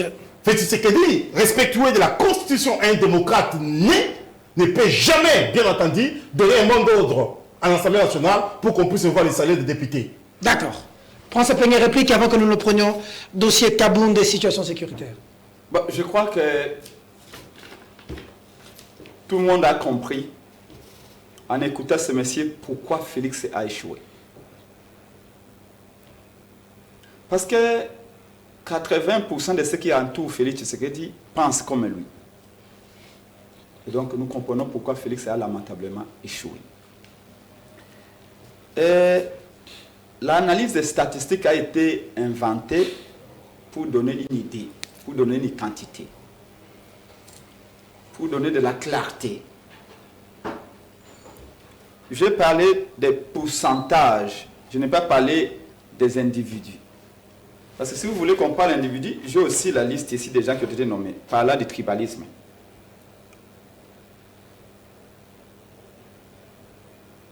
Chingombe Kongolo, Chimanga Mutombo, Mwabilu Christelle. Mwabilu Christelle n'est pas de Kassaï, elle est de Lomami, monsieur. Vous êtes des spécialistes. J'ai dit ceci. Laissez-moi parler. Christelle Mwabilu n'est pas de Kassaï, elle est de Lomami. Tu as des confusions. C'est comme ça que vous avez fait passer Kabound comme État katangais, non? Tu as des confusions. L'IDPS, c'est vous qui, pendant 4 ans ici, nous avez dit que Kabound était katangais. C'est pas vous. Nous t'avions dit que Kabound était katangais. C'est pas Félix Tshisekedi, vous tous. C'est comme ça que même vous matez même avec vos propres noms. Votre post-nom, votre nom est devenu votre prénom. L'IDPS, c'est l'incarnation de la médiocrité. Vous avez trompé tout un peuple. L'IDPS, c'est permis que tu puisses mettre la cravate comme tu mets la cravate aujourd'hui, monsieur. S'il vous plaît. Toi, tu n'as pas un parti politique, tu ne peux pas parler de l'IDPS comme ça, monsieur. L'IDPS, c'est un grand parti politique. Ça fait de toi pour que tu puisses avoir aussi le temps de s'exprimer comme ça, monsieur. Et tu rentres chez toi à la maison. Un peu de respect à l'IDPS. Allez. Kantumba Mukalaï. Il est katangé. Mukalaï est menteur. S'il vous plaît. Katumba Mukalaï, c'est un katangé. Mais laissez-moi Katumba Mukalaï, monsieur, c'est un katangé. Et donc, tu as menti encore debout. Menteur. Continue. Molimu Tshisekedi Bertin. Il est du Kasaï central. Il n'est pas du Kasaï oriental. Mukendimbia. Et la liste est longue. Moi, j'en ai cité 15. Hein? Je ne vais pas continuer. Donc, je disais que moi, je parlais en termes de chiffres. On a donné une proportion. En termes statistiques, on donne une proportion. Alors, donc, j'ai démontré que 70% de ceux qu'il a nommés sont du même coin linguistique que lui. Et donc, dans un pays où il y a 450 tribus, une seule tribu ou ethnie ne peut pas avoir 70% de personnes nommées. Ce qui veut dire que Félix Tshisekedi est tribaliste. Parlant de Christelle, j'ai démontré que Christelle peut avoir ses compétences. Je ne l'ai même pas cité nommément. Mais parce que vous la citez, je suis obligé un peu de tomber dans ces bains-là. Christelle peut avoir ses compétences. Laura a étudié dans une université de Californie, comme vous voulez le dire, ou au ciel, comme vous voulez. Mais le problème, c'est que on a un parti politique. Un parti politique, c'est là où on vient citoyenniser les gens. Vous regardez au sein des partis de Pius Mwabilu. Je vois les jeunes garçons là qui est à l'IFACI, je ne sais pas s'il est assistant, qui parle bien. Mais il n'y a pas d'autre cadre au sein du parti. La femme a déjà un poste. Papa est ministre. Le poste là qu'on a donné à la fille, on ne pouvait pas donner au secrétaire général du parti de Pius ou son porte-parole ou quelqu'un d'autre qui ne soit pas de la famille. Pourquoi il n'y a que la famille qui s'accapare de tous les postes du parti? C'est là le problème, c'est un problème de moralité. C'est un problème même de civisme. Parce que c'est au sein des partis. Je suis président d'un parti politique et un vrai. Parce qu'un parti politique, s'il vous plaît, parce que vous parlez de la DD Congo, je voudrais vous donner peut-être un peu de cours à cette matière-là. Ce qui fait qu'un parti soit un parti. Allez voir en Angleterre au 19e siècle. En 1837, quand le parti commence à émerger, ou l'embryon des partis, allez voir en France au 1700, c'est un vivier d'idées. C'est là où on vient réfléchir. Ce n'est pas parce que vous avez passé 37 ans en train de brûler les pneus que vous vous considérez comme un parti. Un parti n'est pas créé pour brûler les pneus, comme vous l'avez fait, vous, IDPS. Ce n'est pas ça. Oui, de temps en temps, on peut brûler les pneus, mais le parti doit passer le plus que de son temps à réfléchir. De telle sorte que, après Kabila, qu'est-ce qu'on aura comme idée en termes d'énergie, en termes d'emploi, en termes de social, en termes d'éducation, en termes de la santé. Or, cette mission-là est la plus importante pour un parti. Aujourd'hui, quand vous demandez IDPS, en termes d'emploi, pendant 37 ans, qu'est-ce que vous avez prévu? Zéro. Je vais parler dans votre langue. Tijemou. Donc ici, je ne voudrais pas aller dans ce brouhaha comme vous voulez m'amener, en train de s'attaquer aux gens. Donc la question est de dire, est-ce que Pius Mouabou n'avait pas quelqu'un d'autre à envoyer dans ce poste-là que sa fille? Dès le moment où lui-même est ministre. Et pourquoi pas sa fille? Pourquoi pas sa fille? Pourquoi pas d'autres membres du parti? C'est la discrimination, monsieur. Pourquoi pas sa fille? Du parti. Donc vous comprenez que vous criez, mais en réalité vous êtes en train de vous suicider en direct à la télévision, vous vous ridiculisez. Bemba a pris l'Équateur, Bemba a pris son Équateur. Voilà. Vous devez devenir citoyen, vous. Monsieur, c'est une expression. C'est une expression, monsieur. Bemba a pris son Équateur, c'est quoi? C'est un réflexe tribal. Ça veut dire quoi? Partant de la sociologie politique congolaise, qui est en train d'évoluer, s'il vous plaît, de dire que parce que Bemba est de l'Équateur, c'est que tous les gens de l'Équateur le soutiennent. C'est faux. Aujourd'hui, Fayoulou est le seul leader qui peut aller dans toutes ces provinces-là et être Il dit Bemba a bloqué l'Équateur. Donc ça veut dire que Félix Tshisekedi a bloqué les Kasaï parce que Félix est du Kasaï. C'est ça votre raisonnement? C'est la divagation, monsieur. S'il vous plaît, laissez-moi parler. Ne divaguez pas. Quand vous parlez, moi je suis un scientifique. Alors que vous êtes un dialogiste et donc vous êtes en train de faire le dialogue. Moi je suis dans l'analyse. Contredisez-moi avec des fausses analyses, monsieur, que tu fais. Je vous démontre qu'aujourd'hui, si vous allez en Bujimaï, la première opposition de Félix Tshisekedi, c'est en Bujimaï. Vous savez ce qu'ils disent? On ne pensait pas que notre fils peut arriver au pouvoir et que nous sommes dans une pauvreté aussi extrême. Allez-y voir l'état de la route entre Mbujimaï et Kananga. Allez voir l'état de la route. Félix a parlé des routes asphaltées. Route Mbujimaï et Kananga. Route Mbujimaï et Kananga. Vous faites une semaine et demie. Les ministres du développement rural. Ça, c'est vraiment des mensonges. Les présidents voyagent pour ton information la semaine ici pour aller inaugurer la route de Kayamabouji et Kananga. Donc, menteur. Il va venir vous dire ici, on a construit des écoles, des hôpitaux, 450 lits. Maman et moi est ici. Premier hôpital du Congo. Moi, un prématuré a rendu l'âme entre mes mains il y a 3 mois.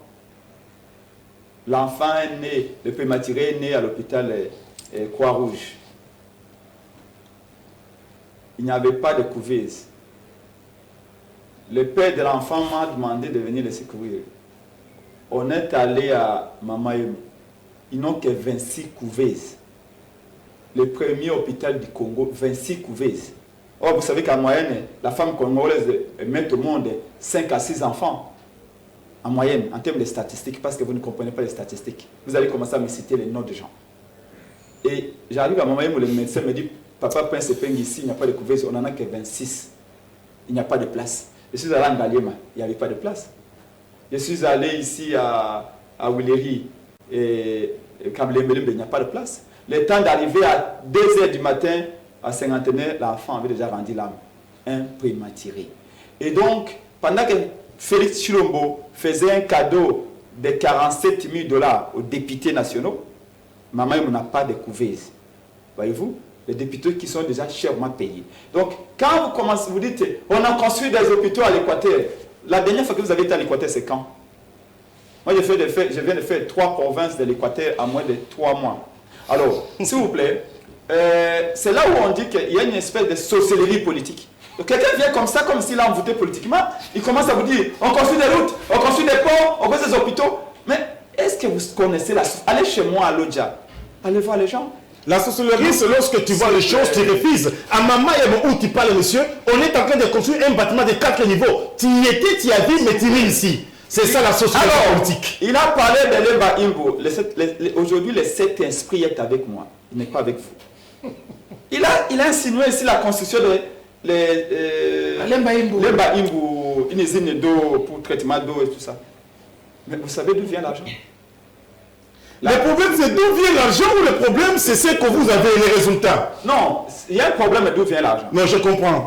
Il y a un problème avec l'argent. Parce que l'argent du Congo ne sert qu'à tripler les salaires des agents de la présidence, tripler les salaires des députés, et être détourné, comme Kabound l'a dit, être mis dans les avions et aller faire le bonheur de ceux qui sont en Europe. Vous allez prouver ça avec l'argent du Congo, tu sais, vous allez prouver ça avec Kabound. Tu sais, vous arrêtez de nous faire peur. En fait, vous, Félix Tshisekedi, vous tapez à côté. Vous êtes sur une mauvaise piste. Vous pouvez me regarder droit dans les yeux et m'intimider, moi. Je ne te timide pas. Est-ce que quand vous regardez Félix peut intimider Fayou? Nous sommes tous de la même génération. Tu ne peux pas comparer Fayou. Tu ne peux pas comparer Fayou à Tshisekedi, monsieur. Tshisekedi, c'était le président de la République et Fayou, c'était le député national. Et donc, tu ne dois pas faire cette comparaison-là. Quand j'ai dit des vérités et que tu me dis, vous allez prouver ça, c'est pour m'intimider, messieurs. Mais je vous dis, toi, ça a Koufa.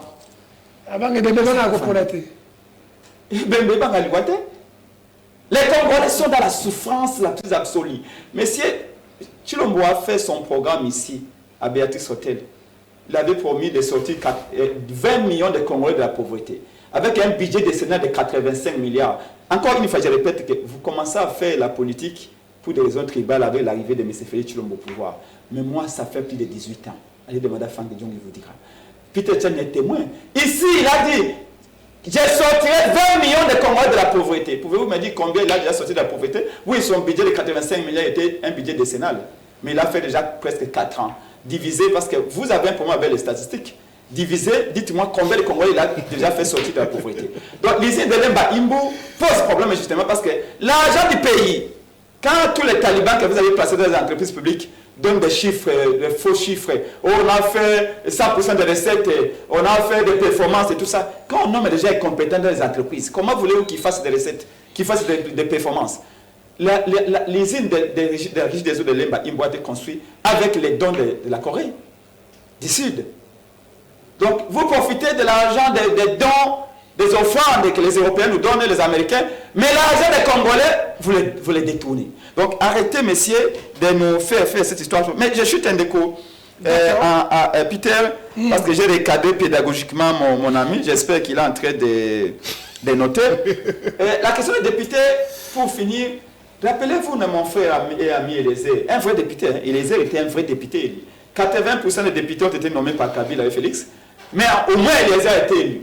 Ça, il faut reconnaître. Il a eu plus de voix que Fayou. Et j'ai dit à mon frère Eliezer qui me suit, parce qu'il m'a cité également dans l'autre émission, qu'il a une responsabilité beaucoup plus grande que même les députés qui sont élus dans les villages.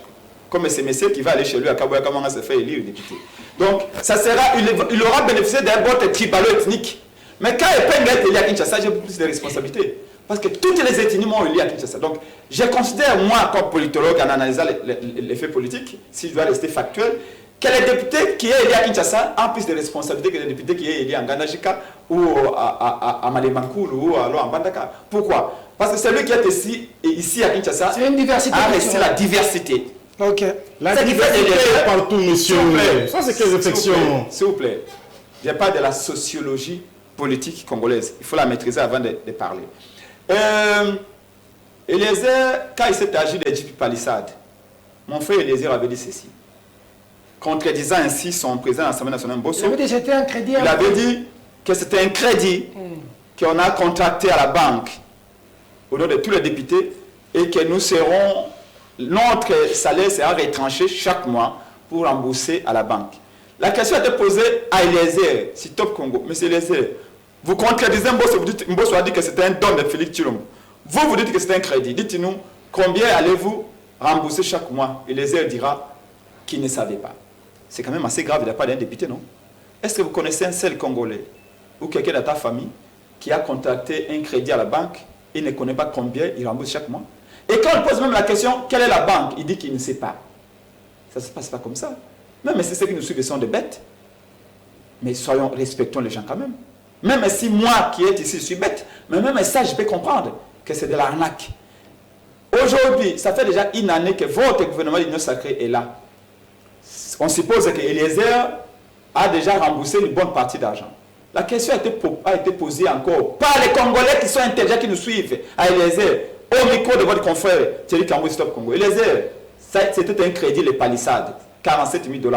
Ça fait une année. Combien avez-vous déjà remboursé? Hier, j'ai suivi Eliezer, j'ai failli pleurer. J'ai dit, mon frère est devenu irrécupérable. Au micro de votre frère et votre confrère Gilles Boulembi, Canal Kini. Il dit Eliezer, je t'attends ici. Eliezer dit à Gilles, il dit, écoutez, moi je vous avais dit que c'était un crédit. Mais ceux qui employeurs de la mission nationale, Azao Katambongo, les affaires de Nangaï. Est-ce que vous pouvez comprendre? C'est ce qu'il a dit ça. C'est qu'il a dit ça. Au micro, il a fait spécial le Canal Presse, Canal Kini, il dit, je t'attends ici. C'est l'Assemblée nationale qui a oublié de retrancher l'argent pendant une année. Alors, nous, quand avec le président Martin Fayulu, nous avions dit, nous, on ne touche pas à ces jeeps. On a dit certains députés décidés ont touché. Personne n'a touché. Personne. J'ai mis quiconque au défi. Personne n'a touché les jeeps. Si quelqu'un a touché, lui, il est là. Je sais qu'ils sont spécialistes en mensonges. Si me cite les députés qui a touché la jeep, il donne mon téléphone ici. Si vous pouvez me citer. Adolphe Nobas, si la pauvre qui est partie, Madame Charlotte Massel n'a pas son âme, Deco Kaseko, etc. Personne n'a touché le jeep palissade. Parce que pour nous, c'est de la corruption. Félix a fait un don de 20 millions de dollars aux députés. 20 millions de dollars aux députés. Alors, comme je venais de vous le dire, maman et moi ici, il n'y a pas de couveuse. D'accord. Comme je vous le dis, les militaires qui sont au front à Bunagana là-bas n'ont pas à manger. Kaseko l'a dit. Comme je vous dis ici, la pauvreté. Les militaires là-bas manquent. Ils sont en guerre. Il a fait un don aux députés nationaux, puis de 20 millions de dollars. Il a fait un don aux sénateurs. On ne gère pas une république Pas de don. Je vais avec le travail. Messieurs, Dieu, Zambaza madame, parce qu'il vous reste 15 mois pour que le peuple vous foute. Oui, vous avez le temps de réagir. Tout en prenant aussi le dossier Kabound. Je vais prendre des Kabound. D'accord. Je tiens à dire que Félix Tshisekedi a donné de véhicules aux militaires. Vous avez suivi cela. Félix Tshisekedi a donné des maisons aux militaires. On a construit un hôpital au Kanchachi, militaire. On a donné des véhicules aux professeurs. Et là, les messieurs n'en parlent pas. Ils veulent tellement parler qu'on n'a pas occupé les militaires. C'est des mensonges. Deuxième chose, lorsqu'il dit que Tshisekedi a échoué lamentablement, il a échoué en quoi? Pour la première fois dans ces pays ici, que les enfants puissent étudier gratuitement. L'article 43 qui consacre la gratuité de l'enseignement des bases est d'application. On a repéré au moins 30 millions d'enfants sur les bancs de l'école aujourd'hui. Deuxième chose, nous sommes arrivés ici, on avait au moins une réserve d'échange de 800 millions. Nous sommes à 4,5 milliards, messieurs. Les billets d'avion pour partir chez toi à l'équateur, je ne sais pas où, on paye énormément cher. Les billets d'avion divisés par D. Aujourd'hui, les budgets qui étaient de 4 milliards, nous sommes à 10 milliards de dollars, messieurs. Quand Yamaka c'est qui ne fonctionnait pas, quand Yamaka aujourd'hui est d'opération. Les Koulouna ont continué. Nous avions pris des Koulouna. On les a insérés dans la société. Il n'y a plus de Koulouna. Je vais dire, les Koulouna ont continué. Nous avions inséré dans la société. Mais il y en a encore. Nous sommes en train de faire en sorte qu'ils puissent rejoindre leurs amis. D'accord. Des routes construites, monsieur. Il vient de mentir encore debout. Il est menteur comme si, je ne sais pas, c'est de la sociologie politique. Il dit qu'il était à Maman Yemo. Passez à Maman Yemo. Envoyez vos caméras à Maman Yemo. Il y a d'abord des locaux qu'on est en train de construire. Il y a un immeuble qu'on est en train de construire de 4 niveaux là-bas où on doit équiper Maman Yemo. Le monsieur vous dit qu'on n'a rien fait. Pour la première fois, je le vois dans sa Jeep, sur le saut des moutons, en train de dire nous sommes en Allemagne. Et voilà aujourd'hui, l'Allemagne d'Afrique. Il est en train de mentir debout. Regardez pour la première fois, à Kanyamaka CC, où on ne produisait plus les maïs sont produits et les gens en achètent au moins à 18 000 francs congolais. Il y a les écoles construites, par-ci, par-là. Il y a les hôpitaux, il y a des routes construites. Messieurs, je pense qu'à un certain moment, vous devez avoir quand même du sérieux. Lorsque vous parlez de la talibanie qu'on nomme par-ci, par-là, encore c'est la bassesse, monsieur.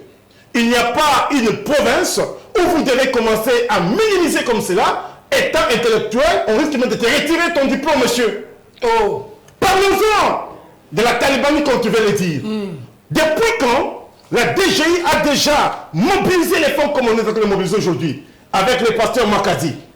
1,5 milliard, monsieur, par mois, le mois d'avril. 1,6 milliard, le mois de mai. 1 milliard, je ne sais pas, 500, le mois de juin. Et tu veux dire, monsieur, qu'on ne fait rien? Aujourd'hui, nous sommes à même de financer nos propres élections avec notre propre argent. Pourquoi? Parce qu'on a bouché tous les robinets.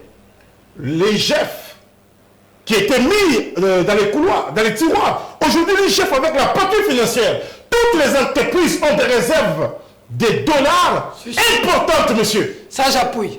Et donc, tu ne veux pas dire ici qu'on ne fait rien. Je pense à un certain moment, lorsque tu dois venir à la télévision prochainement, il faut être clair, il faut être franc, il faut être vrai. Tu me parles de Fayoulou. Je le respecte. Comme député national, qui n'a jamais siégé. Et nous demandons à tous les gens de Lukunga qui avaient voté pour Fayoulou comme député national, de ne plus les voter en 2023. Et donc nous disons, en 2023... Il a quand même eu des millions de voix en tant que candidat président. Hein? Il a eu des millions de voix, mais il faut dire qu'il n'avait jamais été élu comme président de la République. C'est ça le problème. Il est député national, il doit aller siéger, mais malheureusement, à l'Assemblée nationale. Ok. Je vais parler de Kabound. Dossier Kabound. Je pense qu'il ne peut pas rentrer, il entretiendrait une milice. Est-ce que l'État n'est pas en mesure de mater une milice pour empêcher un citoyen congolais d'être en résidence surveillée? Vous savez, d'abord, il s'agit des questions sécuritaires, il s'agit des questions de la justice. Pendant que ce dossier est pendant au niveau de la justice, nous laissons libre cours à la justice de faire son travail. Okay. Et donc, nous ne pouvons pas commencer à piroler par rapport à la question de la justice. Kabound lui-même a eu à débiter beaucoup de contre-vérités et nous croyons certainement qu'il sera à même d'éprouver cela. Aujourd'hui, Prince Epeng est en train de dire ce que Kabound a dit là, c'est vrai. Mais lui qui a attaqué Kabound dans tous les médias, lui qui a attaqué Kabound dans tous les réseaux sociaux, aujourd'hui, il commence à dire ce que Kabound est en train de dire, c'est vrai. Pourquoi? C'est là parce que Kabound aujourd'hui est de son camp politique. Kabound aujourd'hui est de l'opposition. Comme pour dire, tous ceux qui sont dans à l'union sacrée sont des démons et tous ceux qui sont dans l'opposition sont des anges. Les révélations de Kabound sont quand même graves, des centaines de millions de dollars. C'est comme ça que nous disons. Ces pays. Félix Tshisekedi est un danger à la tête de l'État. Félix Tshisekedi n'est pas un danger à la tête de l'État. Félix Tshisekedi, c'est une chance, c'est une occasion, c'est une valeur à la tête de l'État. Aujourd'hui, l'État congolais a retrouvé au moins son honneur, sa dignité. Regardez ces pays qui étaient loin en forêt, nous sommes de retour dans les conseils des nations. Et donc je pense qu'à un certain moment, il faut que nous puissions comprendre cela. Très bien. Si lui est en train de rigoler pour la première fois, que la communauté internationale, dans son ensemble, puisse condamner le Rwanda, que nous sommes agressés par le Rwanda, c'est la diplomatie de Tshisekedi, monsieur. Je pense qu'à un certain moment, il faut prendre de la méchanceté, de la sociologie politique, de la jalousie, du populisme, de la haine, mettre cela de côté et de la haine viscérale.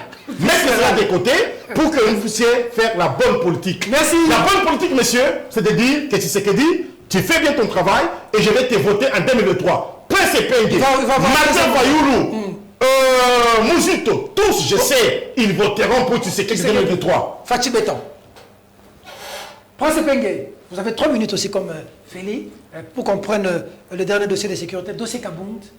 Vous en dites quoi? Toujours à Makala, on ne peut pas le mettre en résidence surveillée. Il en s'éteindrait une milice hein, au niveau de Kingabwa. 3 minutes. S'il y aurait une milice à Kingabwa, c'est la milice de l'UDPS.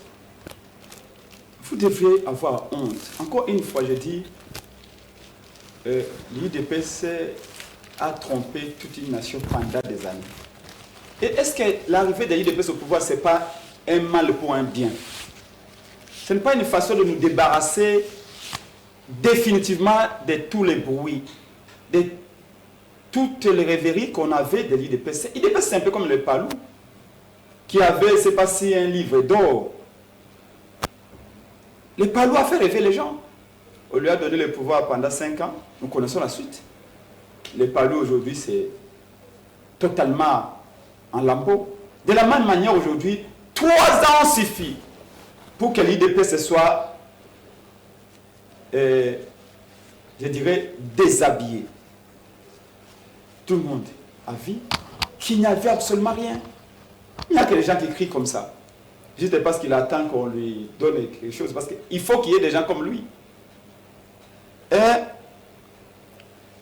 quand il s'est agi de cette milice à Kingabwa, Kabounda, alors président de l'IDPS, premier vice-président de l'Assemblée nationale, nous avons fait un communiqué. Mon parti des Congolais est passé au créneau plusieurs fois pour dire il y a une milice à Kingabwa. Comment on peut entraîner des centaines de gens à Kingabwa avec des armes blanches, certainement avec des AK-47. Et dans la parcelle où il y avait cette milice-là à Kingabwa, ce qui surveillait, c'est la garde républicaine. Attention, les Congolais, la mémoire. Si vous, l'argent que vous avez, c'est Papa Wemba qui avait dit,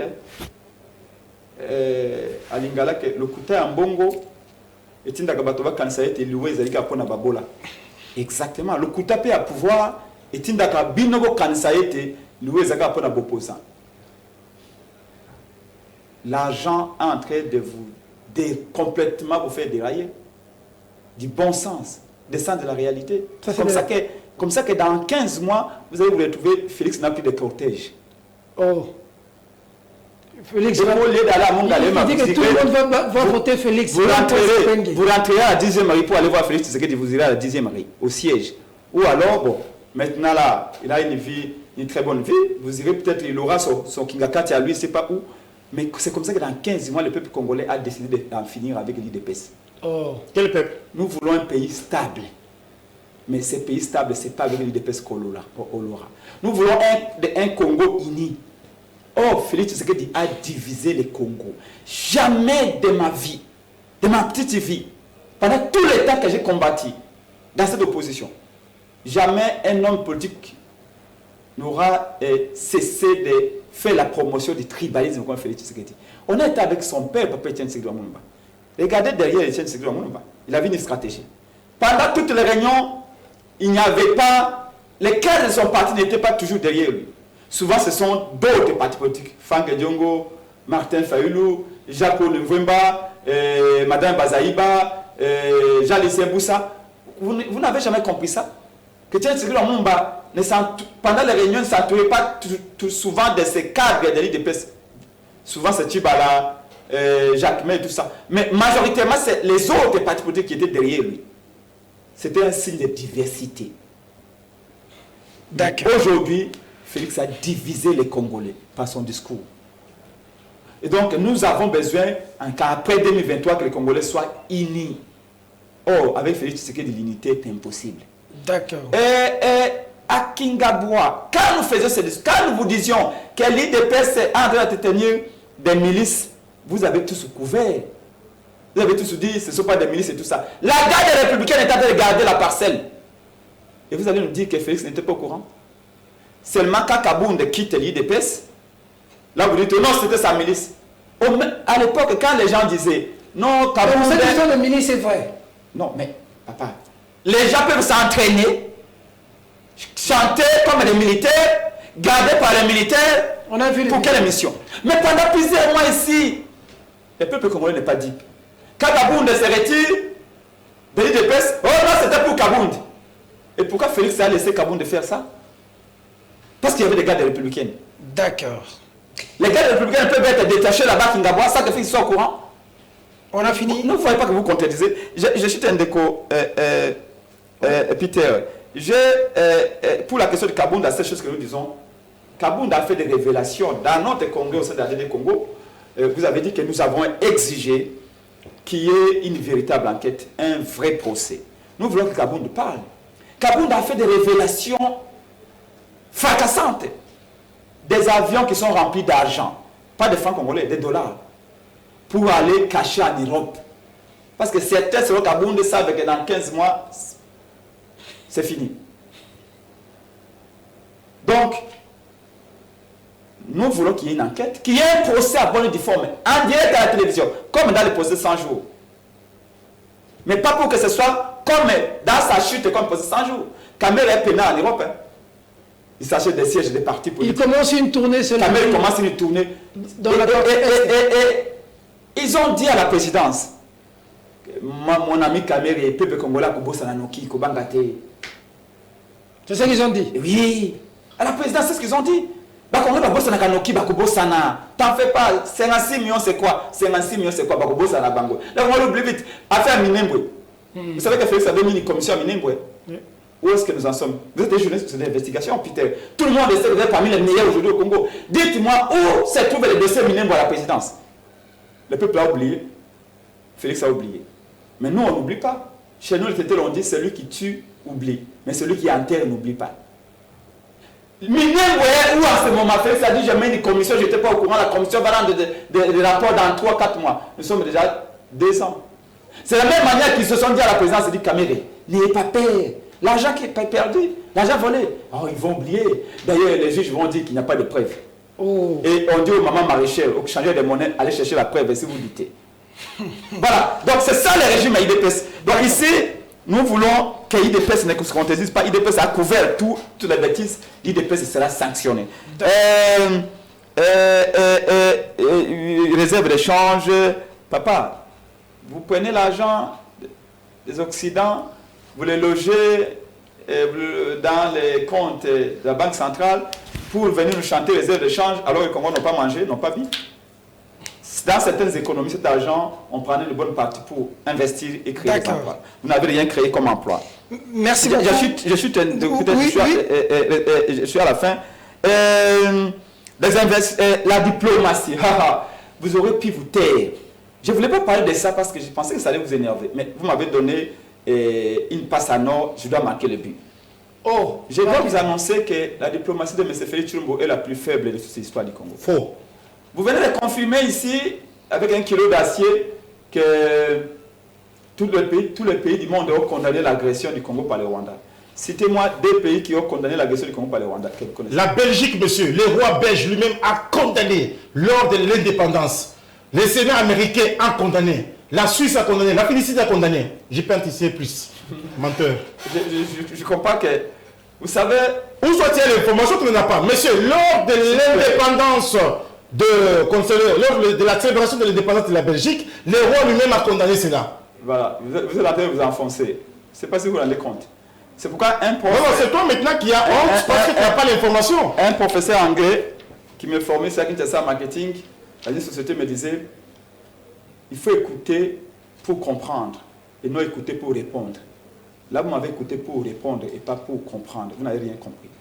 Aucun pays n'a parlé. Jusque-là. Tous, l'Amérique est arrivée ici. Ils ont dit quoi?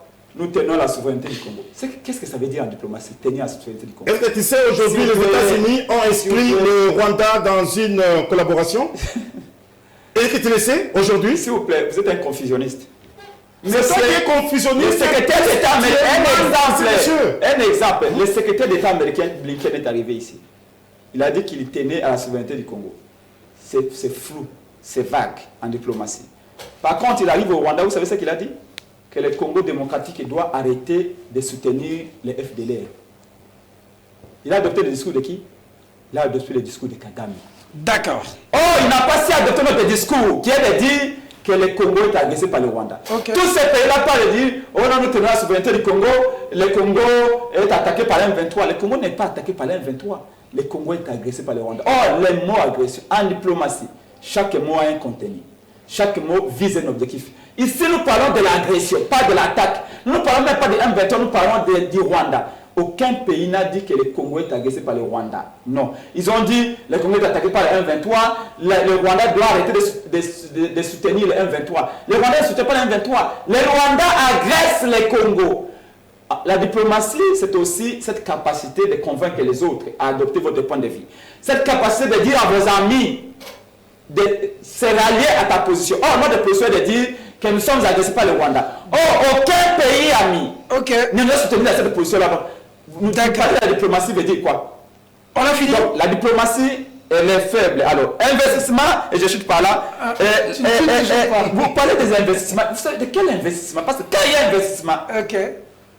Et il y a des sociétés qui arrivent au Congo. Et quand il y a des sociétés qui arrivent au Congo, il a parlé de la création d'emplois. Il a dit quand tu montes sur le saut de mouton, tu ne vois pas que c'est l'Allemagne d'Afrique? Non, mais là j'ai l'impression qu'il se manque de son propre régime. Et en termes d'emploi, dans les secteurs privés, de manière quantitative, pouvez-vous me dire, depuis ces 3 ans de M. Félix Tshilombo au pouvoir, combien d'emplois ont-ils été créés? D'accord. Je sais que vous, pour amuser la galerie, vous pouvez inventer un chiffre de 1 million. Mais je sais que le peuple va bien rire de vous. D'accord. Parce que quand il y a... Mais respectez quand même le présentateur. Moi, si on t'a déjà ravi la Non, parole, c'est ça les désordres de la Mouka, monsieur. Les désordres de la Mouka, c'est quoi? On t'a ravi la parole, au lieu de respecter les téléspectateurs et les présentateurs, tu t'accroches aux choses qui ne tiennent pas debout, monsieur. Remets la parole, on t'a déjà ravi la parole. Les désordres de l'UDPS, c'est de m'interrompre et me couper mes minutes, et donc j'ai l'obligation d'équiper mes minutes. Tu n'as pas l'obligation parce qu'on t'a demandé la parole, monsieur. Dans les secteurs des emplois, nous passions que quand vous allez au pouvoir, vous allez combattre la corruption. Allez. Oh, le régime de Félix Tshisekedi a favorisé la corruption. Mais c'est Alenguet dont vous parlez. Je vois qu'il parle beaucoup comme un agent immobilier. Un homme qui fait des enquêtes ne parle pas beaucoup comme ça. Chez nous, s'il vous plaît, monsieur. Tu dois féliciter Alenguet, monsieur. S'il vous plaît, monsieur. Tu dois les féliciter, monsieur. Je vais les féliciter. Il fait un bon travail, monsieur. Laissez-moi féliciter Alenguet. Il fait du bon travail. Laissez-moi les féliciter. Il faut être moins patriote pour attaquer Alenguet, monsieur. Laissez-moi les féliciter. L'organe constitutionnel qui est chargé d'aller faire le contrôle de gestion, de voir comment l'argent de l'État est dépensé, est décaissé, et le taux d'exécution de travaux, combien a été dépensé, c'est la Cour des comptes. La question que je pose, pourquoi avez-vous paralysé la Cour des comptes? Et vous avez donné de l'importance à un organe qu'on appelle l'IGF, qui a été créé par un règlement et qui ne dépend que de M. Félix Tshilombo. Ça, c'est un détail. D'accord. Nous voulons qu'Alenguet aille nous dire, aille contrôler Félix Tshisekedi pour nous dire pourquoi Félix Tshisekedi dépense tous ses prévisions budgétaires. Troisièmement, l'argent de 100 jours. Merci. On a demandé à Alenguet d'aller enquêter. Pourquoi il refuse d'aller enquêter? D'accord. L'argent de RAM, on dit à Alenguet d'aller enquêter. Pourquoi il refuse d'aller enquêter? Il n'enquête qu'ailleurs, mais pas dans sa propre maison. Et nous chutons pas dans sa propre maison. Nous voulons qu'Alenguet doit être contrôlé. Il enquête aussi dans sa propre maison. Alenguet à son tour doit être contrôlé. Il est en train de... Il se promène comme une star américaine ici. Il faut qu'on nous dise combien il est payé. D'accord. Les contrôleurs doivent être contrôlés. Arrêtez. Fils de filles qui font la fierté du Congo, monsieur. L'IDPS a organisé une escroquerie d'État.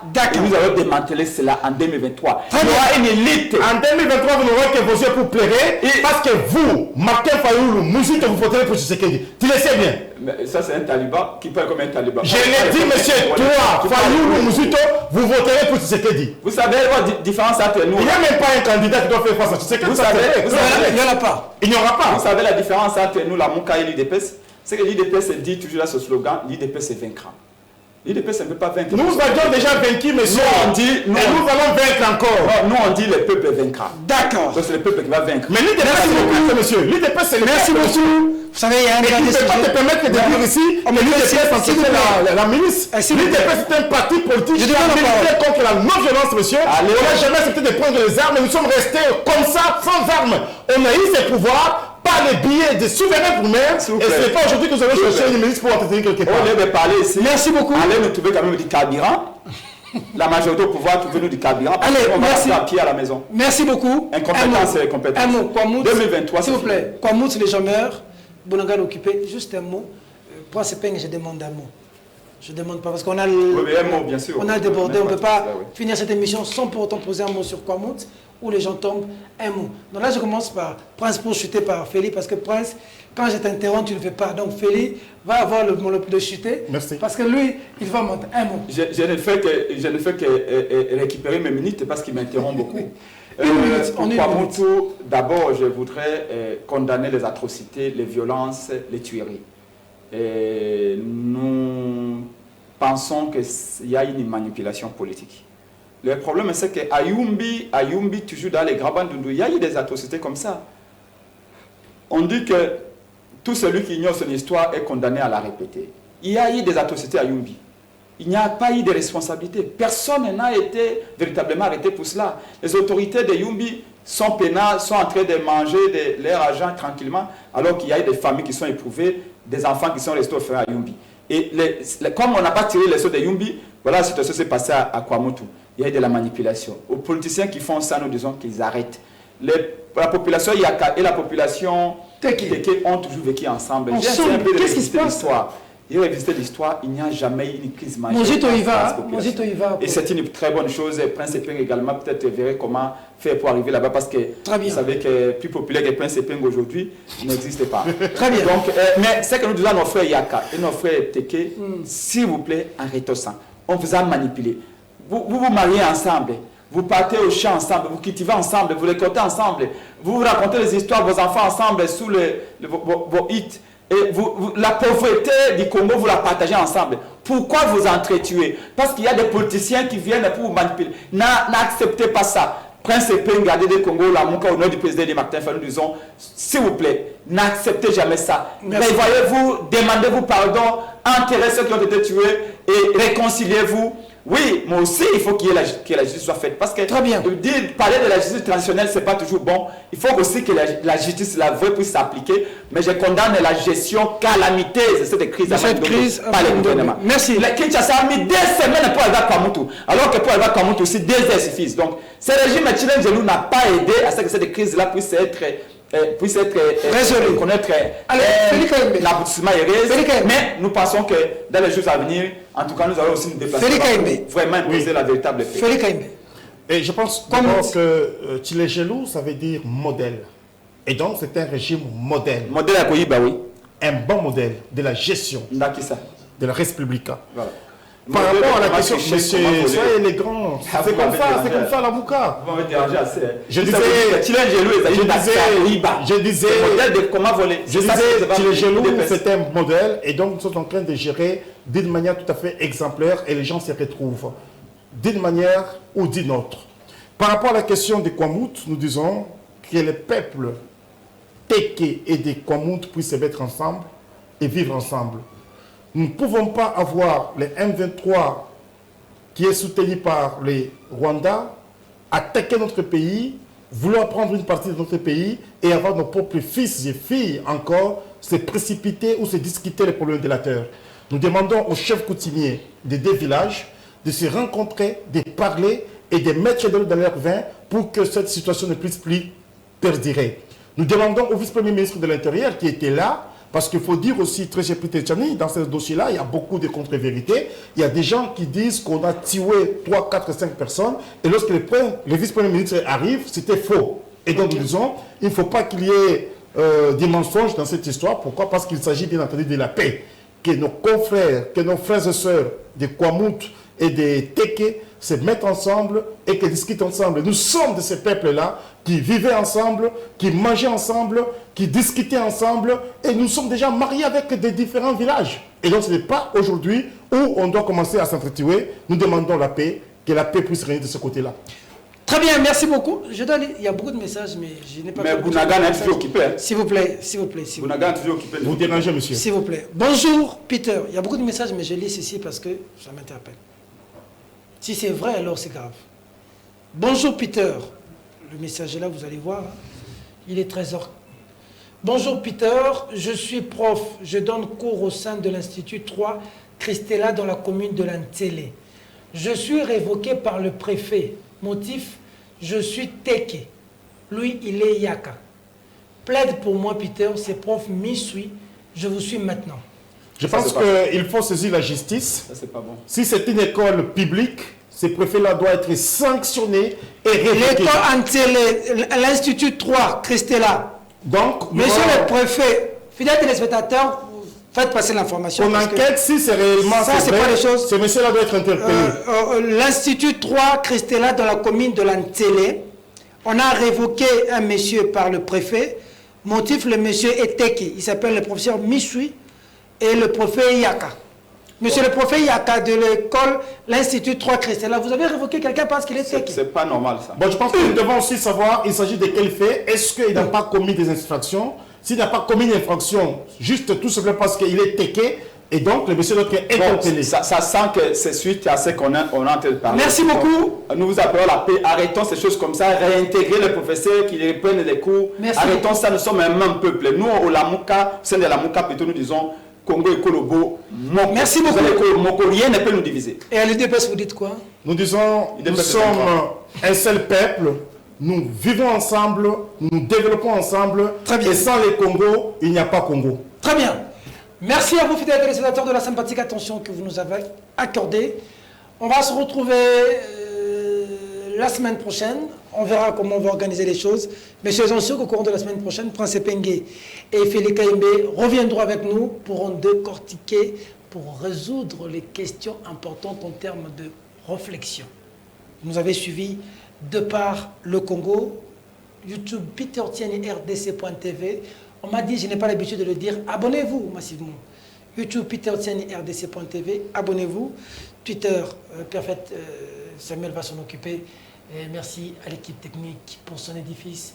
Le Congo a besoin de la participation de nous tous. Président Dengues, président Denis Sassou Nguesso et tout le staff, le message m'est parvenu. Gros merci. On est très suivis du côté de Brazzaville et nous sommes très touchés. Merci à vous et à tout l'entourage. Je ne vais pas citer le nom de quelqu'un, le point de contact. Allez, à nous revoir demain, mesdames, mesdemoiselles et messieurs. Cette émission est terminée. Je serai bientôt à Brazzaville. Au revoir. Merci beaucoup. Merci beaucoup déjà.